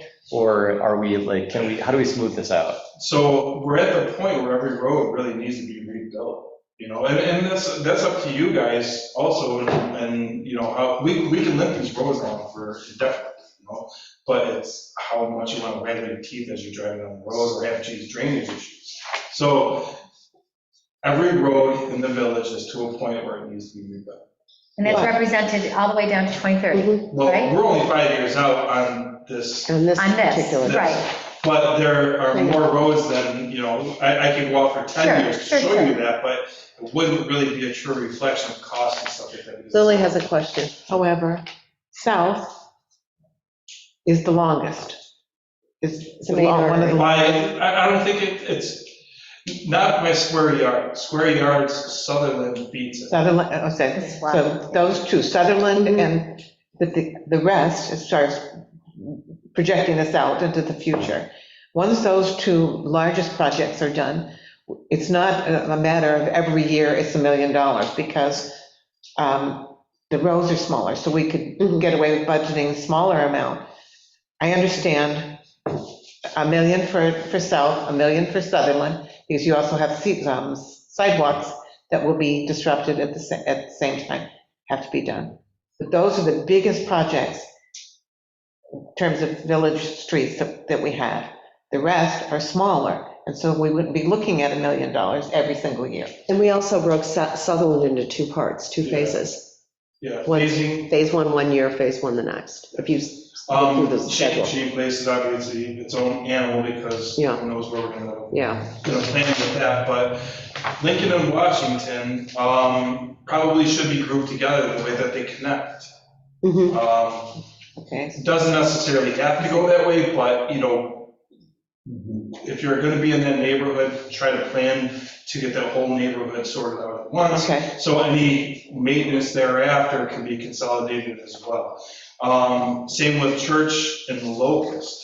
And, Those could be considered like one project, and it could be, yeah, again, $1 million. I have another simplistic way of looking at this, kind of like what Justin did with the vehicles. Can't we add all this up, divide it among the years, and then let Zach decide where he's going to spend his money, just like you would do on a home budget, right? If we divide these up, Yes. right? Yeah, Can't we do it like that? And then- Yes and no. The roads unfortunately are different animals. Well, I mean, Well, we also you need- oil and stone one road, you have to wait till the next year to do one of these that you said you wanted to do in year 2006. So for South and Wood, for Sutherland, for Shane Place, there's a lot of planning that goes into this too. So that's, the first step of So you want moving more towards. guidance. Yeah, budgeting, for that and getting that plan, so once, it's hard to say that, you only have $400,000 this year to use towards a road that's Okay, yeah, I get it. essentially going to cost you, Right. You have to do the engineering. Look at, we're going to have a presentation in half an hour, Yeah. and we haven't built the road. This is going to be just the engineering coming back. Now, the one thing that when we do get into Lincoln, Washington, Church, and Locust, I think, those are smaller streets in which we would be able to do a lot of the work ourselves. The adjustments to any manholes or drainage inlets, we can handle that kind of stuff ourselves. The curb ramps, not quite as extreme as what we're seeing on South and Wood or Sutherland. So it's more manageable in-house. But again, we need a plan of what we want to get done with it, whether we want to replace all the curbing. If, the drainage is failing under the road, so we have to go through and replace all the drainage, which then brings in a contractor. So there are a lot of variables in there that need to be thought of before. So Zach, can I just ask you about Sutherland, because that's one of our big streets? And isn't that, don't we have to kind of see what's happening with 75 in Row? Because wasn't that going to be a It's big depending on part? that water main that's going to be going down through Right, there. So we so- can't do any work on that until Yeah. that is sorted out in one way or another. Exactly. But it's not on the schedule this coming year anyway. But It's not. It's but not. And that was one of the reasons, was because we Because of knew that, that. right. Yeah, so next summer, hopefully that work will be being done, so we can actually Plan do for a forward Sutherland. plan. Mhm. And that's Okay. kind of why we Why you push it talked back? about Okay. phasing it Mhm. and That's whatever. our But part one and part two. what I just had passed out, and I don't know if Dave Yeah. ended up with it, Yeah, it might be one over there. is, Oh, sorry. it's our debt statement summary. So there's concerns about the amount of debt we can take out. The good news is, for the New York State, we have a debt limit of 7% of our equals assessed valuation. Right now, we're at 0.35, which is fabulous, because we're almost completely out of debt. So that does give us a little leeway, even adding the new debt, if the board moves that way, is not going to put us anywhere near that. So could we use, do the bond right now for South? We would, absolutely. It's not going to hurt us in that way, because I think it's going to level back out with our existing debt. Because we're going to lose a bond, so we're just gaining a bond. Can I ask you a question on the 7%? So obviously, is that the number for, that's the municipality number? That's municipality, that's Okay. for all, everyone. So then is that actually the number for, in that we're in the village, right, not the town? The town's, Yeah. so is that like doubling up? No. So we could tax as much as the, No. what I'm saying is, the town's number is 7%, right? Yep. What's the town's rate compared to our rate? It's a lot I have higher. no idea what they're It's a doing. lot higher. Yeah. Right? Yeah. The point being is towns versus small villages have significant revenue expectations in terms of the Correct. size. And so that 7% number is a number that I wouldn't feel comfortable getting. Well, it's based off our equalization rate, so it's based off our taxable. Sure, but our assessed value, okay, I'm, It's based individually to the municipality. sure, Okay. okay. So What I'm let's, saying is if we use a combination, because we have some years where we see where the road schedule lightens up, it gets heavy, maybe it's a combination of doing the bond right now, maybe a band or a smaller bond to get some of this stuff, because you're not going to get it from reserves, you're not going to get it out of your tax. so here's what we know now with the roads. We're potentially issuing the bond, and we've got stone and oil work for this year, and that's this year's roads. The bond is in the budget. Nope. The bond Take it out. payment is not in the budget. Nope, took it out, because the reason I took it out Yep. is, if we remember the last meeting, two actions happened. The board did approve the bond paperwork, but there was wording that made me think the bond might not happen because it's dependent on the multi-year capital plan. If it's going to be dependent on that, and since this has been a process, I can't count that that's going to actually happen. So I don't want to put it into the payment. The other thing that happened is we're hesitant on doing the override. I can't put it in, I can't have the budget go over the tax cap because the board isn't willing to override. Well, they haven't Well, voted yet. that's where you are right now. That's where I am. So Okay, so I I'm- equaled it all out to meet those And criteria. we have to vote on the tax cap Next prior. meeting. Yep, next meeting is it. And that's it. Otherwise, So a lot of this stuff is tied together, and we've kind of got some chicken or egg problems. There's like the override for the tax cap, which is supposed to be contingent on having a reasonable idea about the budget, and the reasonable idea about the budget is contingent on the tax cap. So I don't know. I'd like to leave that aside for just a second and go back to roads. So Zach, when I was saying, we've got this 4-year schedule where we've got an average of $800,000 spent. Basically, our spend has been down here. Now it's proposed to jump up to here, but then there's a cliff again where it goes from 800K down to 6K. My goal is to make it smooth, right? Somewhere in the middle, so that over a 10 or 15-year period, the amount allocated towards road work is about the same year over year. So can we say that, what is that approximate number? Can we figure that out based on the data that we have now? Very ballpark? We can, regrettably, it's because of the debt, right? We're not going to wait 15 years to do Shane Place. Nope. Right? We wouldn't wait 10 years to do Shane Place. So we're not going to be able to advance fund the roads.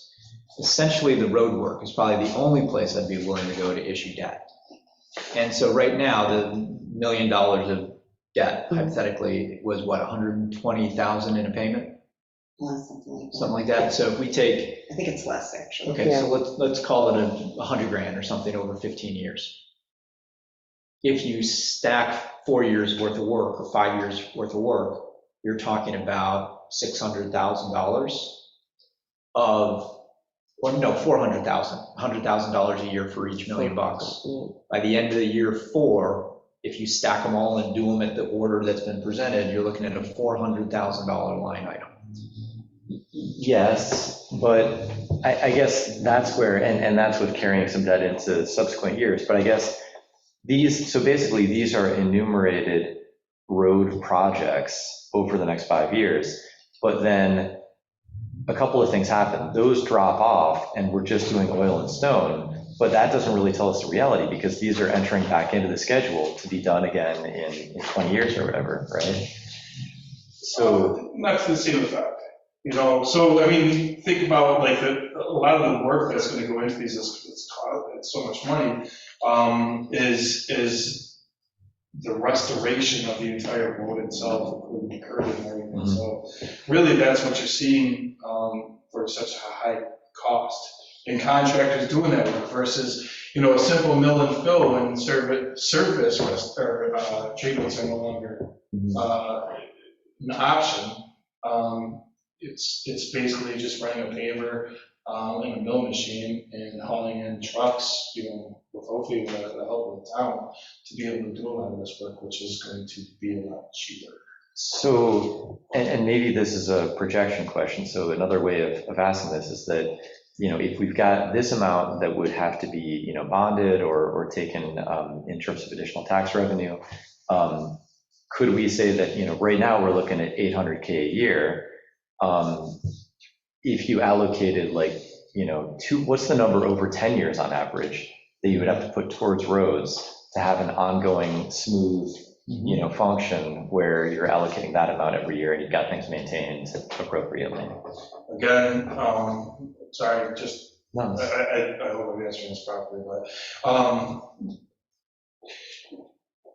Sutherland is defined from one end to the other, right? So you give $800,000 on a project that, we know is going to give $1.2 million, whatever it is. So you don't have enough money to do the road end from end, so where do we stop? And I know we're phasing it out, but I'm just as an example. No, I know. That can be applied to any road. Yeah.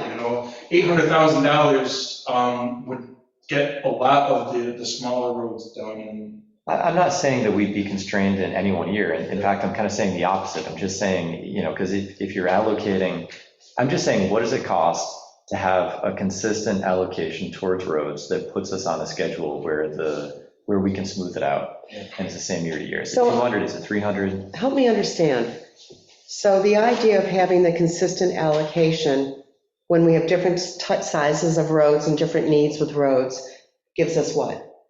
Consistency in taxes and ability to maintain things without, Yeah, I but think it's the right endeavor, actually, because if we take debt out, right, debt's a consistency, right? You can plan for it, it's always the same thing, it's in the budget, perfectly fine.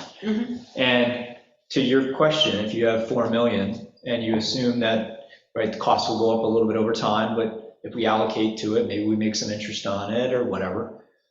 Point being is if you have $4 million over 10 years, then it cliffs and you have very little for the next 10 years. You're talking $200,000 a year if you adjust that to inflation over time, right? and you build up your But reserves. then, right, so you build up your You build reserves up in your doing that. reserves. So call it 200. The challenge is, if your road work needs to happen now, do you do it sooner and have that 200 grand allocation be debt funding? And what we know now is you can't finance road debt past 15 years. Right. So you're stuck at 15 years.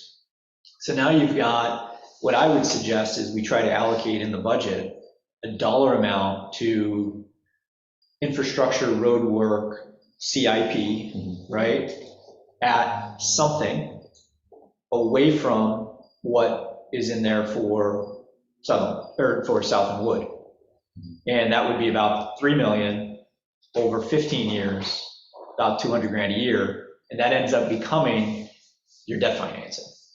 Yeah, I mean, I'm not talking about the specific device, whether it's tax revenue or debt. I'm just asking, what does it cost? If we average this out over, on a year-to-year basis, what do we end up putting towards it? And then we figure it out in terms of debt or revenue. Yeah, If it was, $4 million bucks.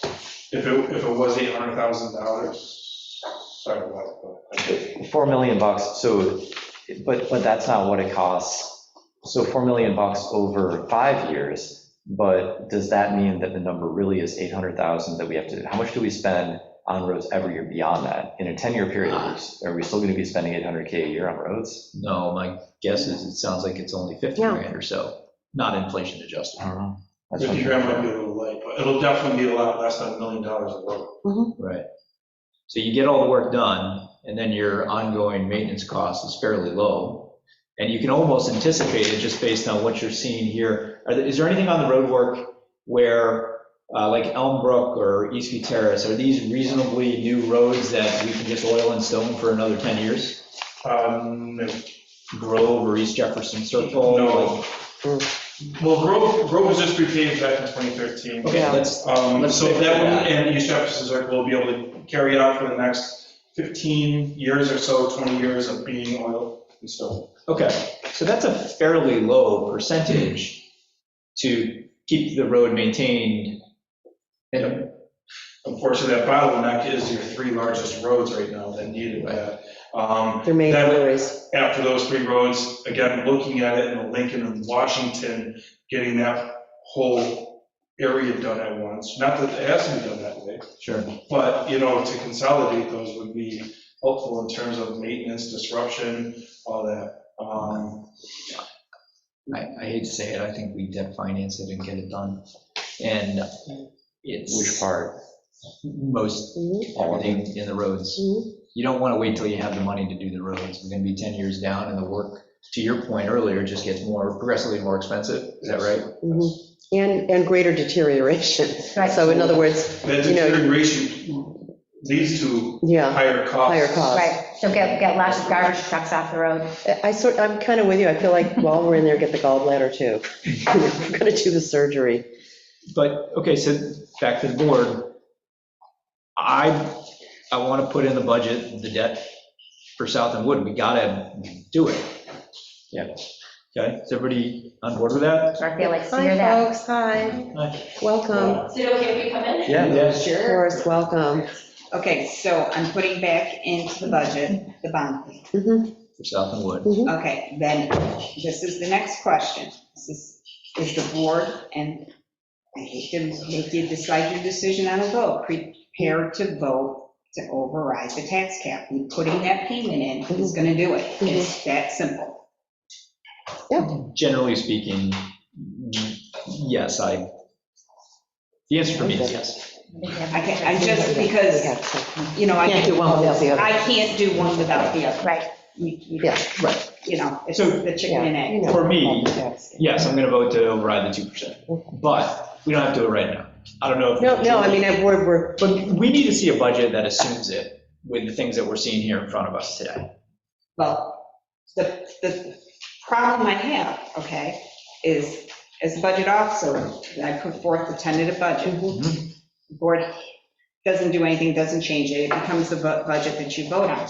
If it overrides the tax cap and then you don't override the tax cap, we're in non-compliance. Okay. That's where my concern comes from. the board must vote either way to override that tax cap prior to adopting the tentative And I budget. can't control that factor. Okay, because then we're on the deadline with the state. There might be some so- of us here who don't want to make a decision yet, but when it comes to the fact of you presenting a tentative budget, if it goes over the 2% cap, or even if it's under the 2% cap, by a show of hands, is anybody prepared to vote to override the 2% tax cap? Yeah. Okay, so we have 3. So I'd like to see a tentative budget that assumes that. Okay, I just want to, because I think we I have should. to read the room and I'm trying to present. I know. I think you should, and I think you're hearing from the Okay, board. so I'm putting the bond back in. Yep. and you over, For equipment, what am I doing with equipment? We only have a few more minutes Yeah. here, folks. I wouldn't mind, I don't know, how do you guys feel about tentatively showing 100,000 or 200,000 in equipment? So it looks like based on this, based on the tentative schedule, there's almost $1 million over 3 years. So 200 would be lower than what we're asking for, but I guess it would be a starting point. Starting point, And we could project that out and look at it. spreads it out over 5 years, builds it up, you figure out how to make it work, and if you save it all, you buy something next year. Okay, I'm going to add that. Okay, We can start there and see where it puts us, right? yeah, we can start there and see where it looks. What else does Dorothea need before we switch over to our friends from Real GPI? quick, what I do need from the board, the 14th, we have 2 members that are not going to be here. And we really, I hate to say it, not anywhere with the budget that I'm happy with. Who's here? We need another meeting, We need another meeting. so let's come up with a date. Lily and Justin won't be here on the 14th, so either we can shift the 14th to another date, or we can have the 2 meetings, This is the but budget meeting. I need a budget meeting with Budget, everybody budget, here, budget. so we can Let's do get, one sooner rather than later. Budget. that's my concern. Yeah, let's do one sooner rather than later. How about doing it the Wednesday night, the 13th, staying in that week? Or Monday, the 11th? All right, I'm going to propose something. We've already publicly announced, but we can change the agenda. I know we've talked about the short-term rental plan. We're having lunch over short-term rentals. We can push out that moratorium, okay? We can say, let's wait on that, right? And hammer out this first. So use the Yeah. short-term rental for our budget? Yes. Can we do that? Does everybody agree? Is Change that item everybody for the okay? Yeah. That's fine with me. I'm happy to change it, because I think budget, That's fine with me. I Yeah. mean, in my world, budget is Yeah. number 1 right now. so- Right, and it is, and if we have to push out the moratorium, we push Because, out the you know, moratorium. essentially, we're on a shorter deadline for the budget, and where the moratorium goes into July, Right, so. I mean, I'll give you the meeting on the 14th for short-term rental if you want it. I need the mean, we're I swapping. guess I'm okay with primarily talking about the budget at that meeting. My thoughts on STRs haven't really changed much. I can just submit my notes, the board can either take them and talk Okay, about it or ignore it. on what, short-term On rental? the STRs, yeah. Okay, why don't we do this for now? Keep them both. We'll flop the meeting agendas. Do we, So do a budget meeting on the lunch meeting? are we still eating lunch? Yeah, we're Yes. eating lunch. Still being fed. It's now a budget meeting and Instead of long-term short-term plan, Eating rental, lunch, okay. right? Whip up something on the budget. and then we'll plan another Yeah. short-term rental in the future. All right, so did we reschedule? We did not reschedule, we just switched. We're just- Budget. Because the budget. But we're not doing has a anything the deadline. 14th. Okay, The That's 14th, was right canceled. now is scheduled as a budget meeting, but I Let's only keep have. it, let's keep it just in tentatively. case. You never know. I mean. And then we have the 20th is the Having last been to through these adopt the budgets, let's tentative, keep it. that's why I'm getting nervous. But there's only two people won't be able to be at the 14th, But at right? least, Okay. they're going to be here this Thursday, Okay. and then if there's any sort of additional action, we just have to keep moving. We Right. just have to keep moving, So as folks. soon as you have something on the budget that throws those two things in, you're not I'll throwing, have for tomorrow. Yep, and you're not throwing anything else in the long-term capital plan, like the other items. And we're gonna breaking out the climate smart. Try to prioritize a little bit. Okay.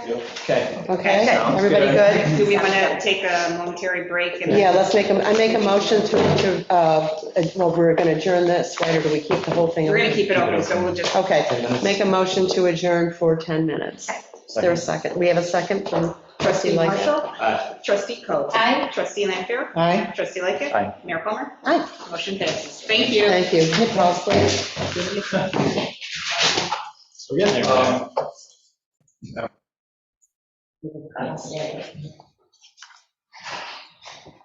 Are we ready? We're ready. Okay, motion to what do I want to say? Reopen? Reopen the meeting, thank There you. you go. It was like I second. re-adjourn, how did I come up with that? I second.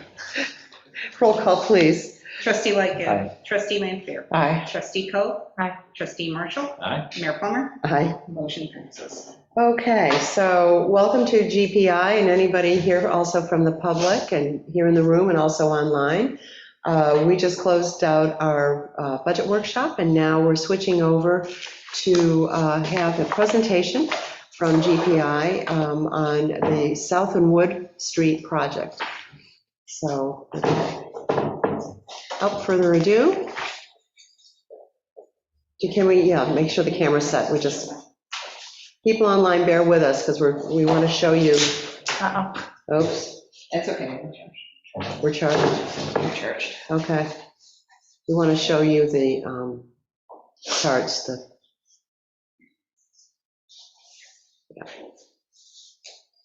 is that working? That's good. Okay.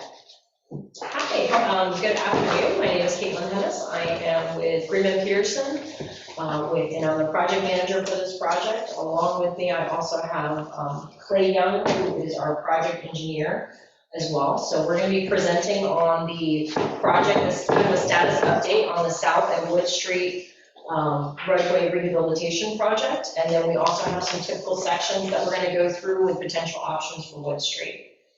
So without further ado, we'll go ahead and just kind of give a little project update of where we're at. So for those not familiar with the project is along South Street and Wood Street. South Street limits are from Jefferson to Monroe. Wood Street limits are from South Street to Boynton Avenue.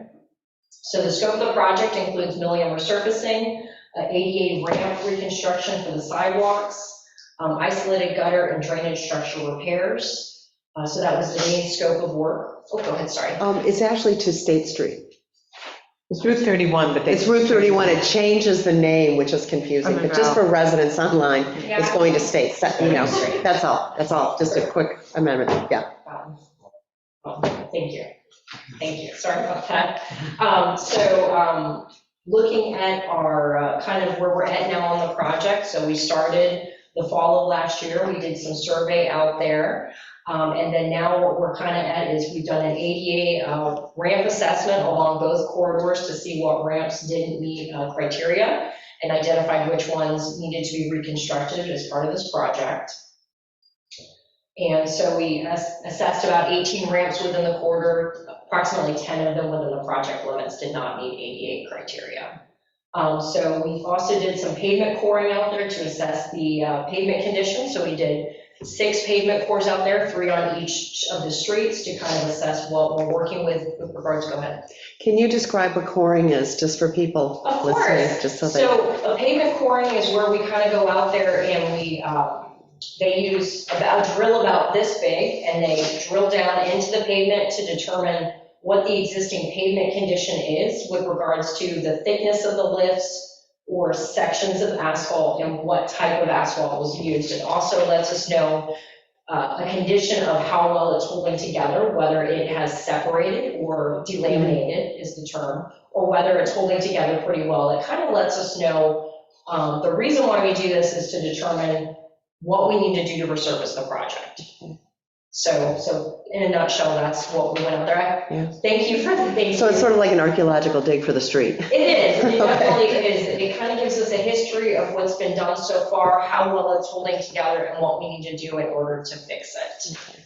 So we did that on both streets, and South Street was holding together much better, and kind of our determination would be that it just needed a milling and resurfacing, or milling out some of the existing asphalt for the top portion and resurfacing 1.5 to 2 inches back.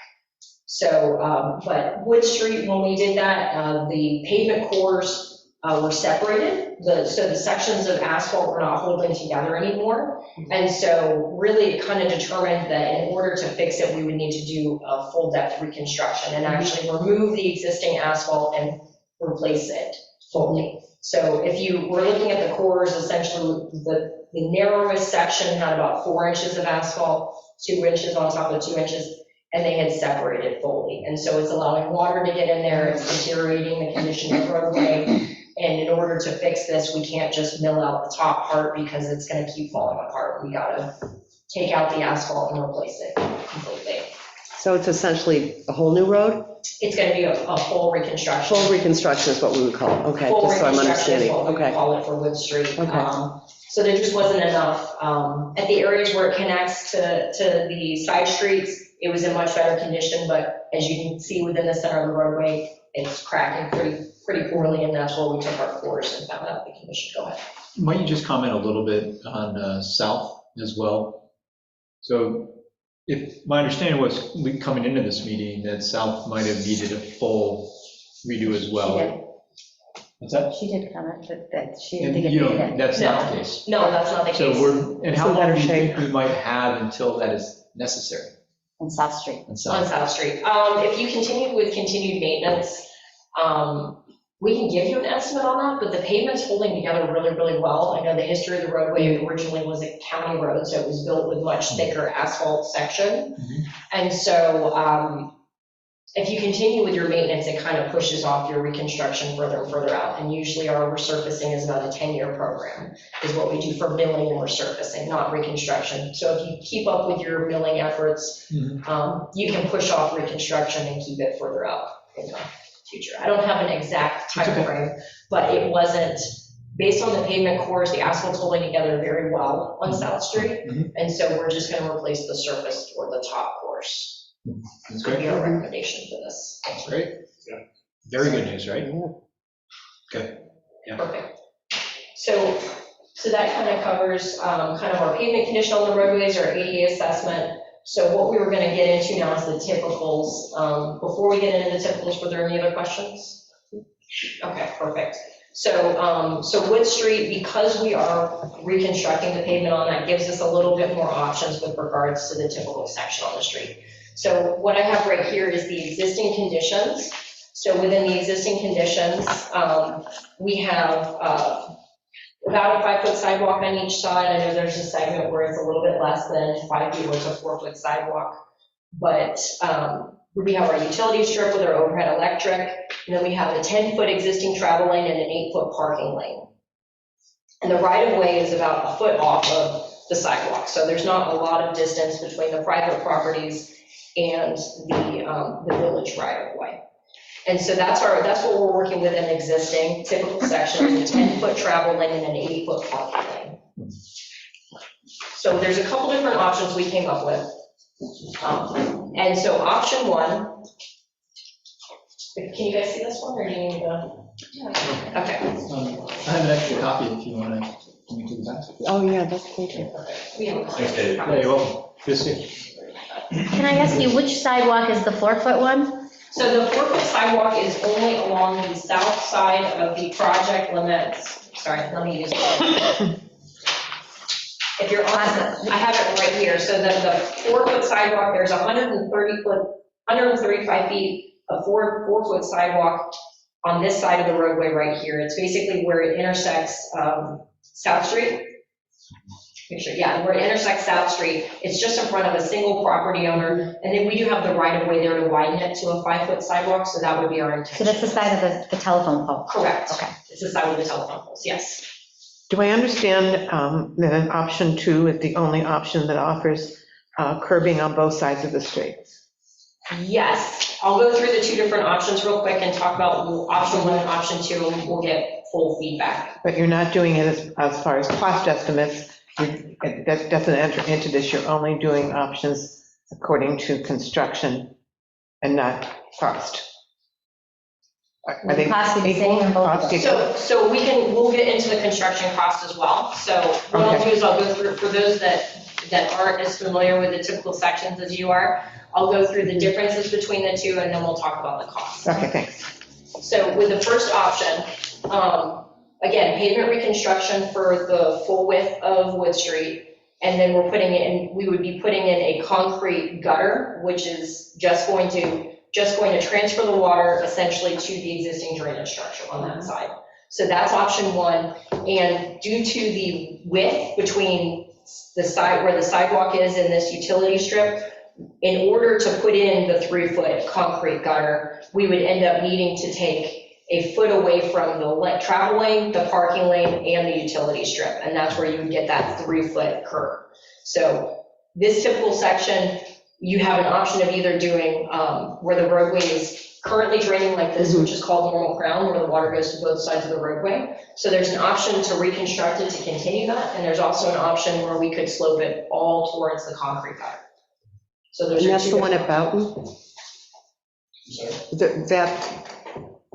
Where's the catch It's basin on at Boughton. Boughton? It's on Okay, it's the one going down at Boughton. I think it's on the right right on there the on the corner corner, of yeah. Wood and Boughton, and that's where it's ponding. It's always ponding there, yeah. So yes, and that was kind of that was the area, and the reason why is because we saw the pond on the side of the roadway. Yeah. And so, go ahead. If I may, there's a gutter on the right side as well. There is? Yeah, but she was just, I was just There's- asking about the one she was talking about. Correct, there's a Yeah. drainage structure on both Yeah. sides of the roadway. This side would continue to drain towards that drainage Mhm. structure where we're not adding the concrete gutter. On the side, we would add gutter. It just helps move that water a little bit further and get a little bit more capacity for that. Great. So that's option one with the two different slopes of the pavement. So then option two, and I'll back up so you guys can see this. We would continue to, we would reconstruct the roadway again, normal ground. And in this option, we would add in a curb on both sides of the roadway. And this type of curb is narrower than the gutter curb. So the gutter curb is a 3-foot curb. This is a 7-inch wide curb. And so we can put one on each side of the roadway. And it would basically transfer the water to the drainage structures on each side. What we would essentially do was we would hold the side, we would basically put the gutter at the same height as the sidewalk on the side without the utility strip. And the roadway would drop 4 inches. And then basically, and we would do normal crown, so this would be the same over here, and we would tie in at the utility strip. So for this option, we're able to hold the full width of the pavement that you guys are used to today, which is a 10-foot travel lane and an 8-foot parking space. But one of the things that we had identified, and I didn't go through some of the conditions of what we were trying to remedy with this project were the ponding drainage issues that they're having along that roadway, as well as the parking on the sidewalk. And so putting a little bit of a raised curb on each side helps to eliminate that parking onto the sidewalk, knowing that the roadway is, when somebody's parked there, it's a little tight getting around it. The curb holding the same width of the lane and the parking space will help a little bit with that, but the curb should help you guys without getting people to park on the sidewalk and help with the drainage. So we have, right now, we have a lot of public school buses that go through there. And I'm seeing one option is the 9-foot. Would they be able to clear that? Still with vehicle, as long as Yeah, they're. yeah. And we can still get through there with plows, so. Yeah, I'm just, Our plows are 9 feet. okay. Excuse me, yeah, that, wasn't 9 foot determined to be the standard and going forward that we were, our goal going forward as far as pedestrian Right. safety as well, to narrow the lane, so 9 foot is acceptable. But we're also looking at pedestrian safety on that little street as well. So the mountable curbs on either side, and we're only losing a matter of 2 inches, it looks like, on total, We're only, in yeah, that, with that option. we're only using 1 foot 2 inches from the utility strip. So it Okay. may impact some of I know that there's some trees that are planted in Yeah. that area. They may be impacted or need to be removed as part of this, but it's not changing your width of your roadway. Okay, It would affect the street trees that are there, because the strip is so narrow now, Yeah. right? The You trees know. struggle to grow as it is. I'm sorry, Zach? The trees struggle to grow as. Yeah, it's difficult for the street trees too. Yeah. There's only 2 trees that look to be about, 4, maybe 6-inch circumference. I mean, they're fairly small they're trees. small. Yeah, they can't get too So large there. there's just those 2 trees Yeah. at this time. So these are the 2 different options that we were looking at for this project. We like to provide more than one, obviously, even if there's one that seems to be a preferred option with regards to drainage and pedestrian safety. Now we'll talk about construction costs, because that may be more of a determining factor. So for the Wood Street option 1, the construction cost is closer to 125 to 130K. For Wood Street option 2, it's closer to 155K. So you're looking at about a $25,000 to $30,000 difference between the 2 different options. And where that comes into play is because the pavement is wider here, so you have more asphalt you're putting down, as well as you're putting curb on 2 sides instead of a single side. So that's where your major construction cost changes are. Zach, this might be a question to you. In general, how many roads do we have that are non-curbed? The majority of the roads are curved, so You might go out to Heatherhurst or Portland Circle, they're not. Yeah, East Jefferson's not. well, they're gutted. Guttered. Yeah, so All of South is curved, gutted. Guttered. guttered. Yep, gutters, the combination of gutters and curb on Right. South. Fountain does not have curbing. Austin has a sidewalk on one side, the X is a curb. Lincoln and Washington are both curved, Sutherland is curved. Church is not. Okay, so let me also ask this question. A lot of the ones that are not seem to have a wider spacing between the pedestrians on the sidewalk and wood. To me, there's a safety element here with having a curb versus not having a curb. Oh, yeah. And the parking on the sidewalks is not abated by the option one. Correct. So for, sure, $30,000, maybe $25,000 more, you get curbing on the whole thing, raised sidewalks, and you solve the same problem. Raised sidewalks. The sidewalks would stay in their current location, and the roadway would get lowered. With the road. So you would result in a higher sidewalk, but the sidewalk would Right. stay in its current location. However, all the surrounding streets are not curved. So you have all the surrounding streets, including Church Street, are not curved, and then you've got this little section of our village that has these cement curbs. Which is safer for the public, though. So there is curb where Wood and South meet each other, there is Yes. curb, Yes. and then it drops. Mhm. So we would be looking at kind of just continuing that along Wood Street. All of South is curved along that area, and so you just curb it down as you go to Bellevue. Turn the corner. Right. It's better for channeling water around as well. Yeah, that's With the true. double curb one? Yeah, Mhm. any kind of curb is gonna help with the road. So it's gonna hold the water from going onto private property, and it's gonna hold the water from the roadway on the roadway, And hopefully keep it directed, and keep it Yeah. running towards the drainage structures. So right now, there is no edge treatments on this roadway, so there's no curb or gutter. And so the water is running along the roadway, but in some areas is ponding in front of people's houses. And then when you get in freezing conditions and then it freezes on the sidewalk, you're gonna have a safety concern. Right. Mhm. So, Do you have any insight on traffic speeds on non-curbed option one type roads where, sure, you might have shrunk the lanes a little bit and the parking a little bit, but now you've got the ability to drive closer to the sidewalk without fear of hitting a curb or driving on the gutter? Is there any difference in a vehicle speed with that plan versus option two? option 2 would give them the perception, even though the roadway is not narrowed, it would give them the perception of kind of a little bit more of a constraint of not wanting to go as fast. Great, that's fine. I know that the segment's very short, Yep. but at the same time, curbs do slow people down. They're a visual cue. They're a visual Yeah. cue to slow folks down so that they don't want to hit their tires on I just wanted to hear it publicly. it. Thank you for asking good questions. Yeah, and it prevents people from parking on the sidewalk, Mhm.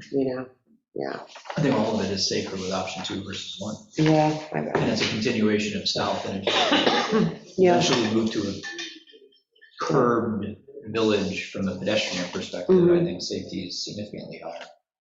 Yeah, so we're looking. Yeah, and the on-street parking also, traffic calming as well, so. And we're not looking at changing that. We're looking at keeping it exactly as it is currently.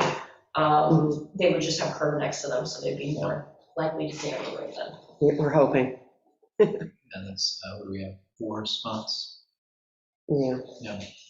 So for this section of, there's also a section of sidewalk, 100, like I said, there's 135 feet of sidewalk along the utility strip side that's in front of a single property owner, but it's connected. It's only a 4-foot wide sidewalk. So I know that you guys have had some issues with getting snowplow cleaning of the sidewalk because it's so narrow.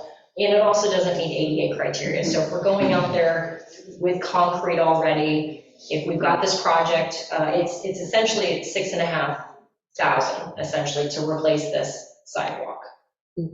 Would you guys be interested in including that on this project? It should stay within the existing right of way. We're not looking at going on private property for any of these improvements.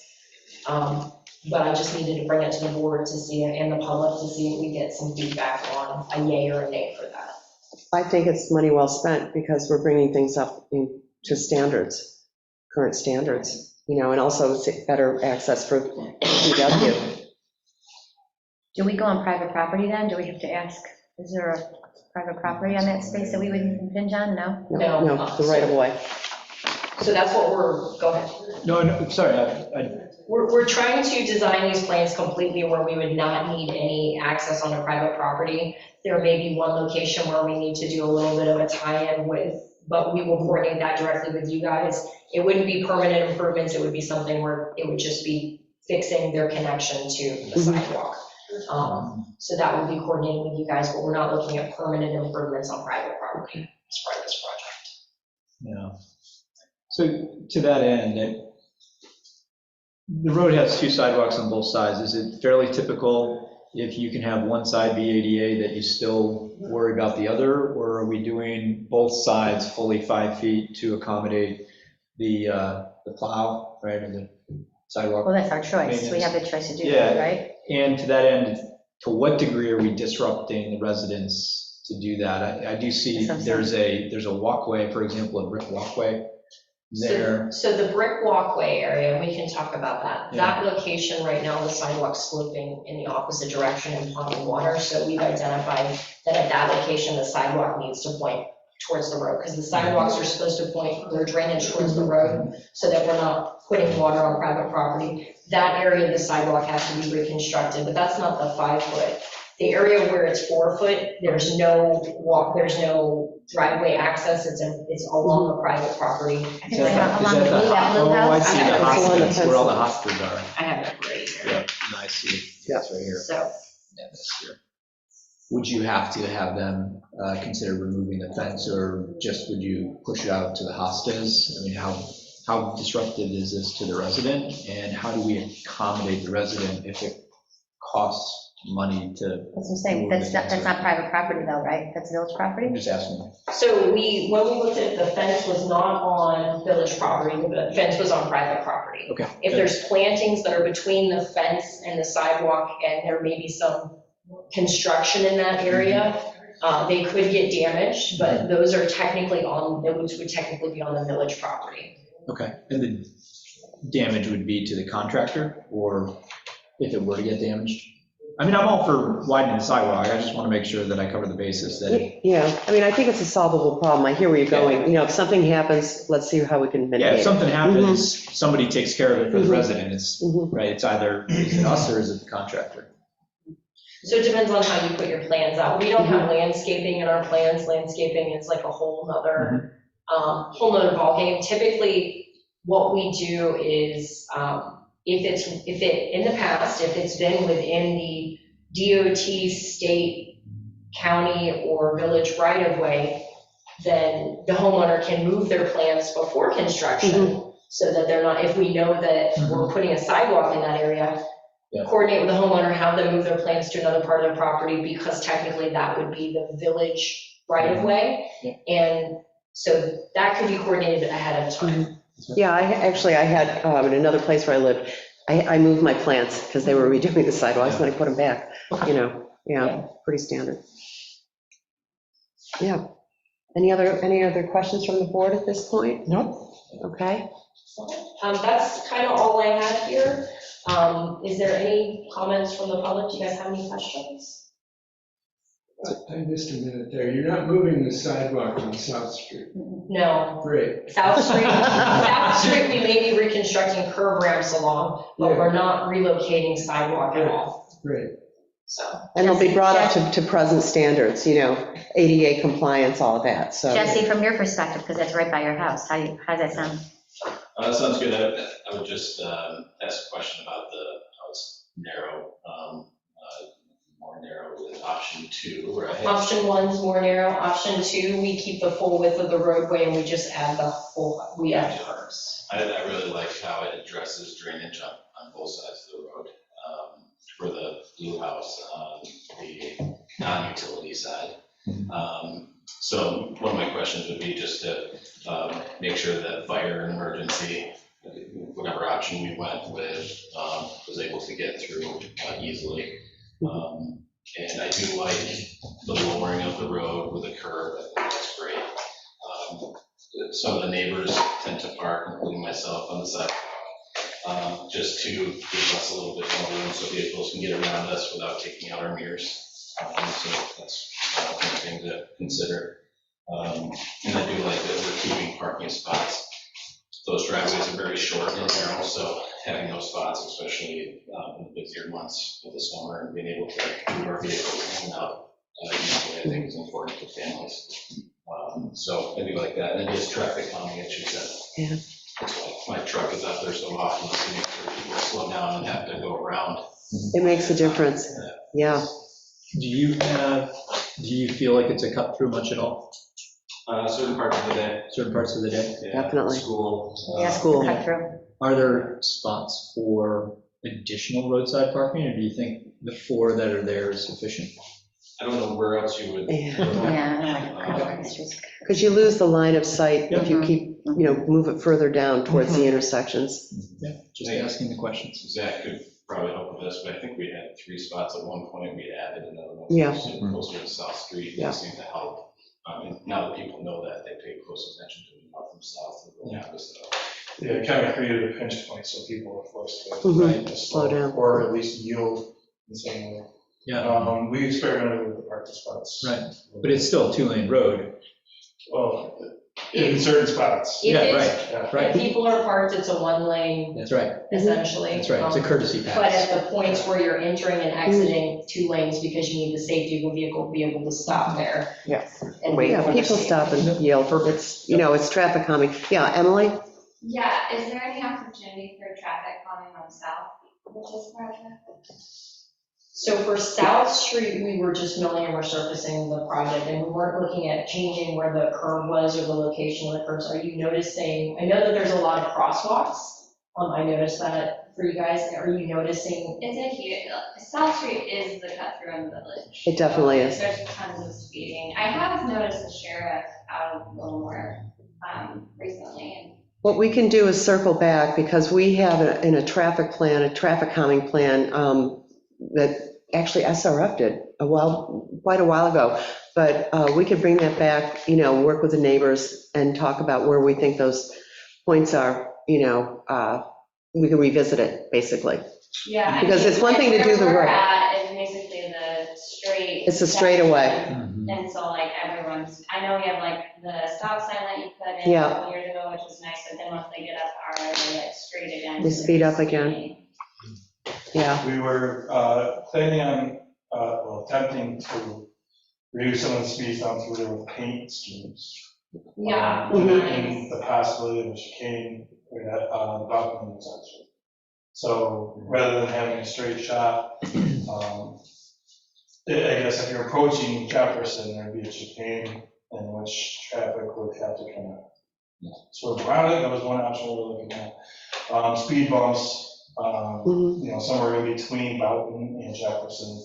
But then that posed problems for the emergency services vehicles and the response time. So we're looking at speed cushions, which allow for cutout in the speed bump for the wheelbase of the emergency response vehicles to be able to get through there unimpeded without having to jump the speed bump.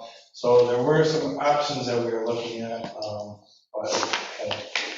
we can do, we can pull that study that was done, and let's go back and look at Yeah, I'm that. just thinking it like is now the time to, like if we're doing all this work, is now the right time to work. Potentially, yes. Some of it would be, maybe, as you say, the chicanes, if that's something that would make sense. Speed bumps, there's things that we can just do, Is there, just as a village. Yeah. is there a particular reason why this wasn't part of the discussion until now? The direction given to the engineers to just look at reconstructing potentially the roadbed, but all the rest we can circle back on, for sure, yeah. So up until tonight, this thought was we might have to completely redo South, which might have led down the discussion of looking at things like option 2, which might have led down to, for me anyway, the idea of on-street parking, or how do you throw things in on South that create these visual cues, slow down, And maybe you introduce on-street parking in certain locations where there is a courtesy pass, right?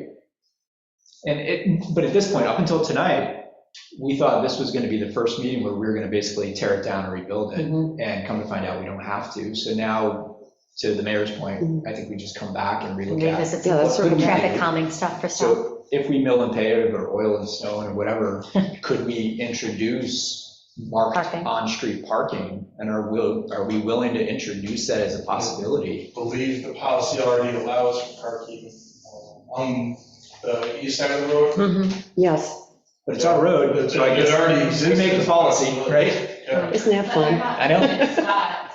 I'm sorry. They're not painted spots. Yeah, so maybe if we paint them. Yeah, what And I'm mark saying it. is paint That's- them and edge them out. I'd like to do chicanes as well. I mean, the issue is that Yeah. on South Street, there's enough room there that everyone has fairly deep parking lots or driveways. And I don't think that on-street parking will be taken advantage of. Having the paint there alone, I don't think is much of a deterrent. A chicane down, halfway down south would go a long way. I don't know if the emergency services vehicles would.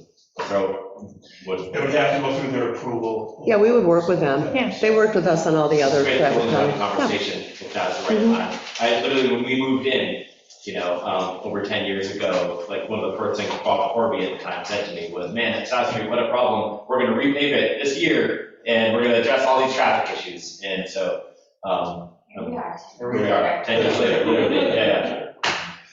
Glad it's on the table. So We are too.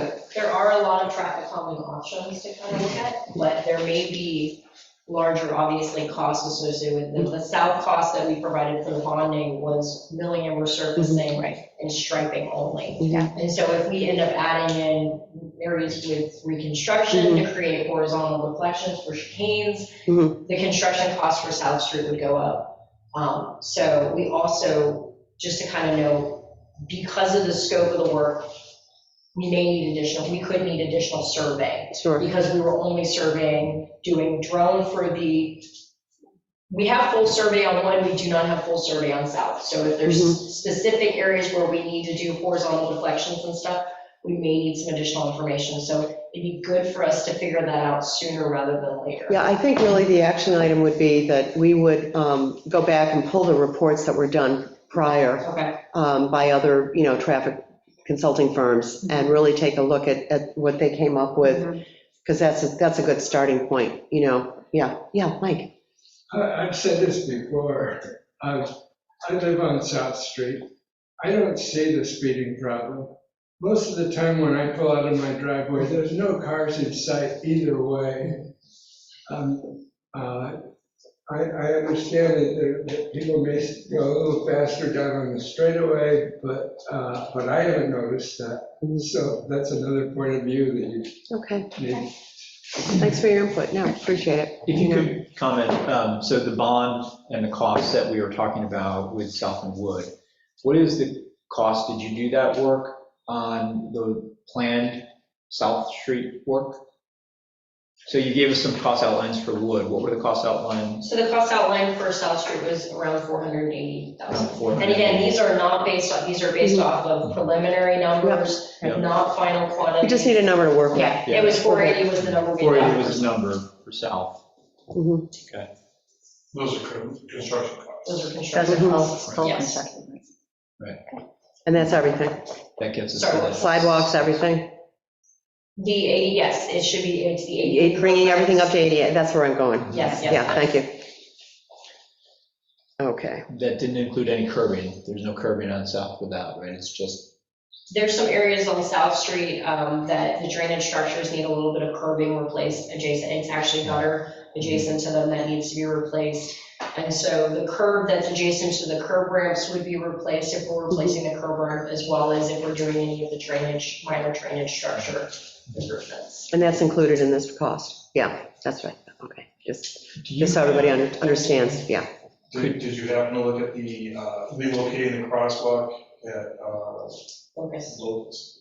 So we did look at relocating the crosswalk at Locust, so we'll have, we have something sketched out and we can get that over to you guys for review. But essentially, the Locust intersection currently is the crosswalk, I guess, I have the sheet with me, don't I? It's right here.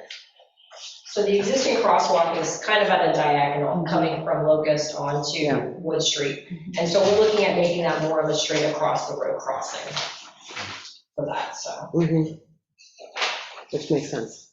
Do you have the PDF of all the engineering work that you could send around? Do we have that yet? Or how does that work? So if I wanted to look at that plan there that you have in your hand, So we're working, this is a good segue, we're working on our, right now we're in the preliminary engineering, so we needed to get the feedback to finalize engineering plans and get it over to you guys. And that's kind of where we're at. Right now, I can show you what I got, but it's basically the base map and it's got the aerial on it, so.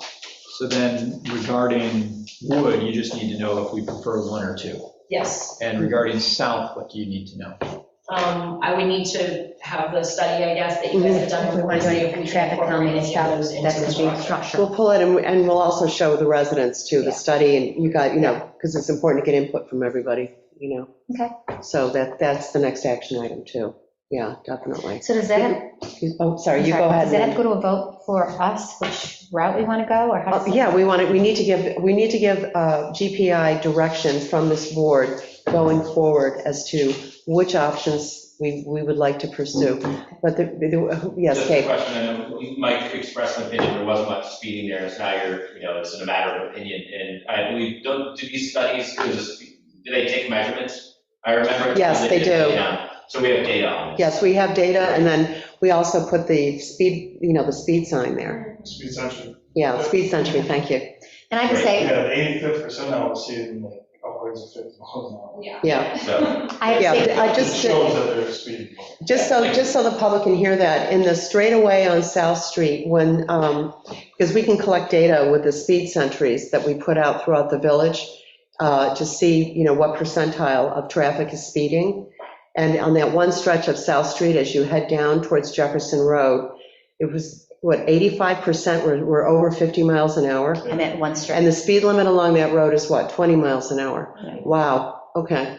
And respectfully, Gabe, I walk that street all the time with my dog, and there is a very different personality of what's in front of Mike's house as Yeah. compared to what's in front of your I house. think it's I mean, different. they're the same street, but they're very different. Yeah. So I can see there's drastically different. I agree, but rather than share my opinion, it's good that we can just go by the Yeah, data. yeah. Yeah, Because oh, I sure, understand why data-driven. Mike would say that down towards the other side of the street. Yeah, towards state, yeah. So Yeah, go ahead. I was just going to ask, at some point down the road, would you like curbing, right, on South? To the same point of slowing down traffic and having the visual buffer? You had mentioned curbing. Changing. So you're changing the drainage if you do that. Right. And so right now, the drainage structures are set up where you have your gutter. Yep. And so if you did that, you would have to, Major. it'd be major, and you Okay. wouldn't want to just put in, like, this roadway is already pretty narrow, so you're really not getting that expanded feel. When you're on South Street, it's a wider roadway. Yeah. Okay, And so, so South is forever gutter, probably, At this Well- point, right? at this point, maybe we do more street trees. That's traffic calming. So you need to know whether or not we want to do chicanes or we want to do. just option one or option Oh, two. no, Right I'm sorry. now, Wood- Yeah, wood- we- I'll that's make all a- we're- I'll- that's all I'll we're make a doing. little Want to make a vote motion? for option 2. I don't know if I need a I say motion. to make a motion? Do you need a motion? Yeah, let's All make right. a motion. Make a motion to adopt option 2. Was the motion made? Yes, motion was made, want a second? Yes, do we have a second? Yes. Okay, back to discussion. The $6,000 for replacing the sidewalk is included in this 155, or is it above and It beyond? is above and beyond the 155. Okay, I just want to make sure that we're understanding, but which I'm fine with. I think that's great. I think it protects the public. It's I'll make a safer. motion to include the 6,000 for the sidewalk. expansion. Okay, we have amended a motion. Is there a second? Amended motion. Is there a second? Okay. My job. Trustee Marshall. Uh, I think. Can I just ask a question first? So I think, Jesse, that's your plans, like, is that moving over so there'd be like no gap up to your fence there with sidewalk, or is that It's the other side. It's the other side. That's the other It's the side. other side, The other okay. side. John Haas is from the other All right, I side. just want to make sure, because, Yep, that white. all right, I'm fine. It's a nice white fence, I don't want to, Yeah. yeah, okay. The sidewalk would be shifting towards the fence, correct? By 1 foot. By 1 foot. And maybe a little bit to the road, like the way the sidewalk is now, it's kind of in the middle of the 5 foot, right? So There's, both sides, it might squeeze out a little bit. So Jesse, you're okay?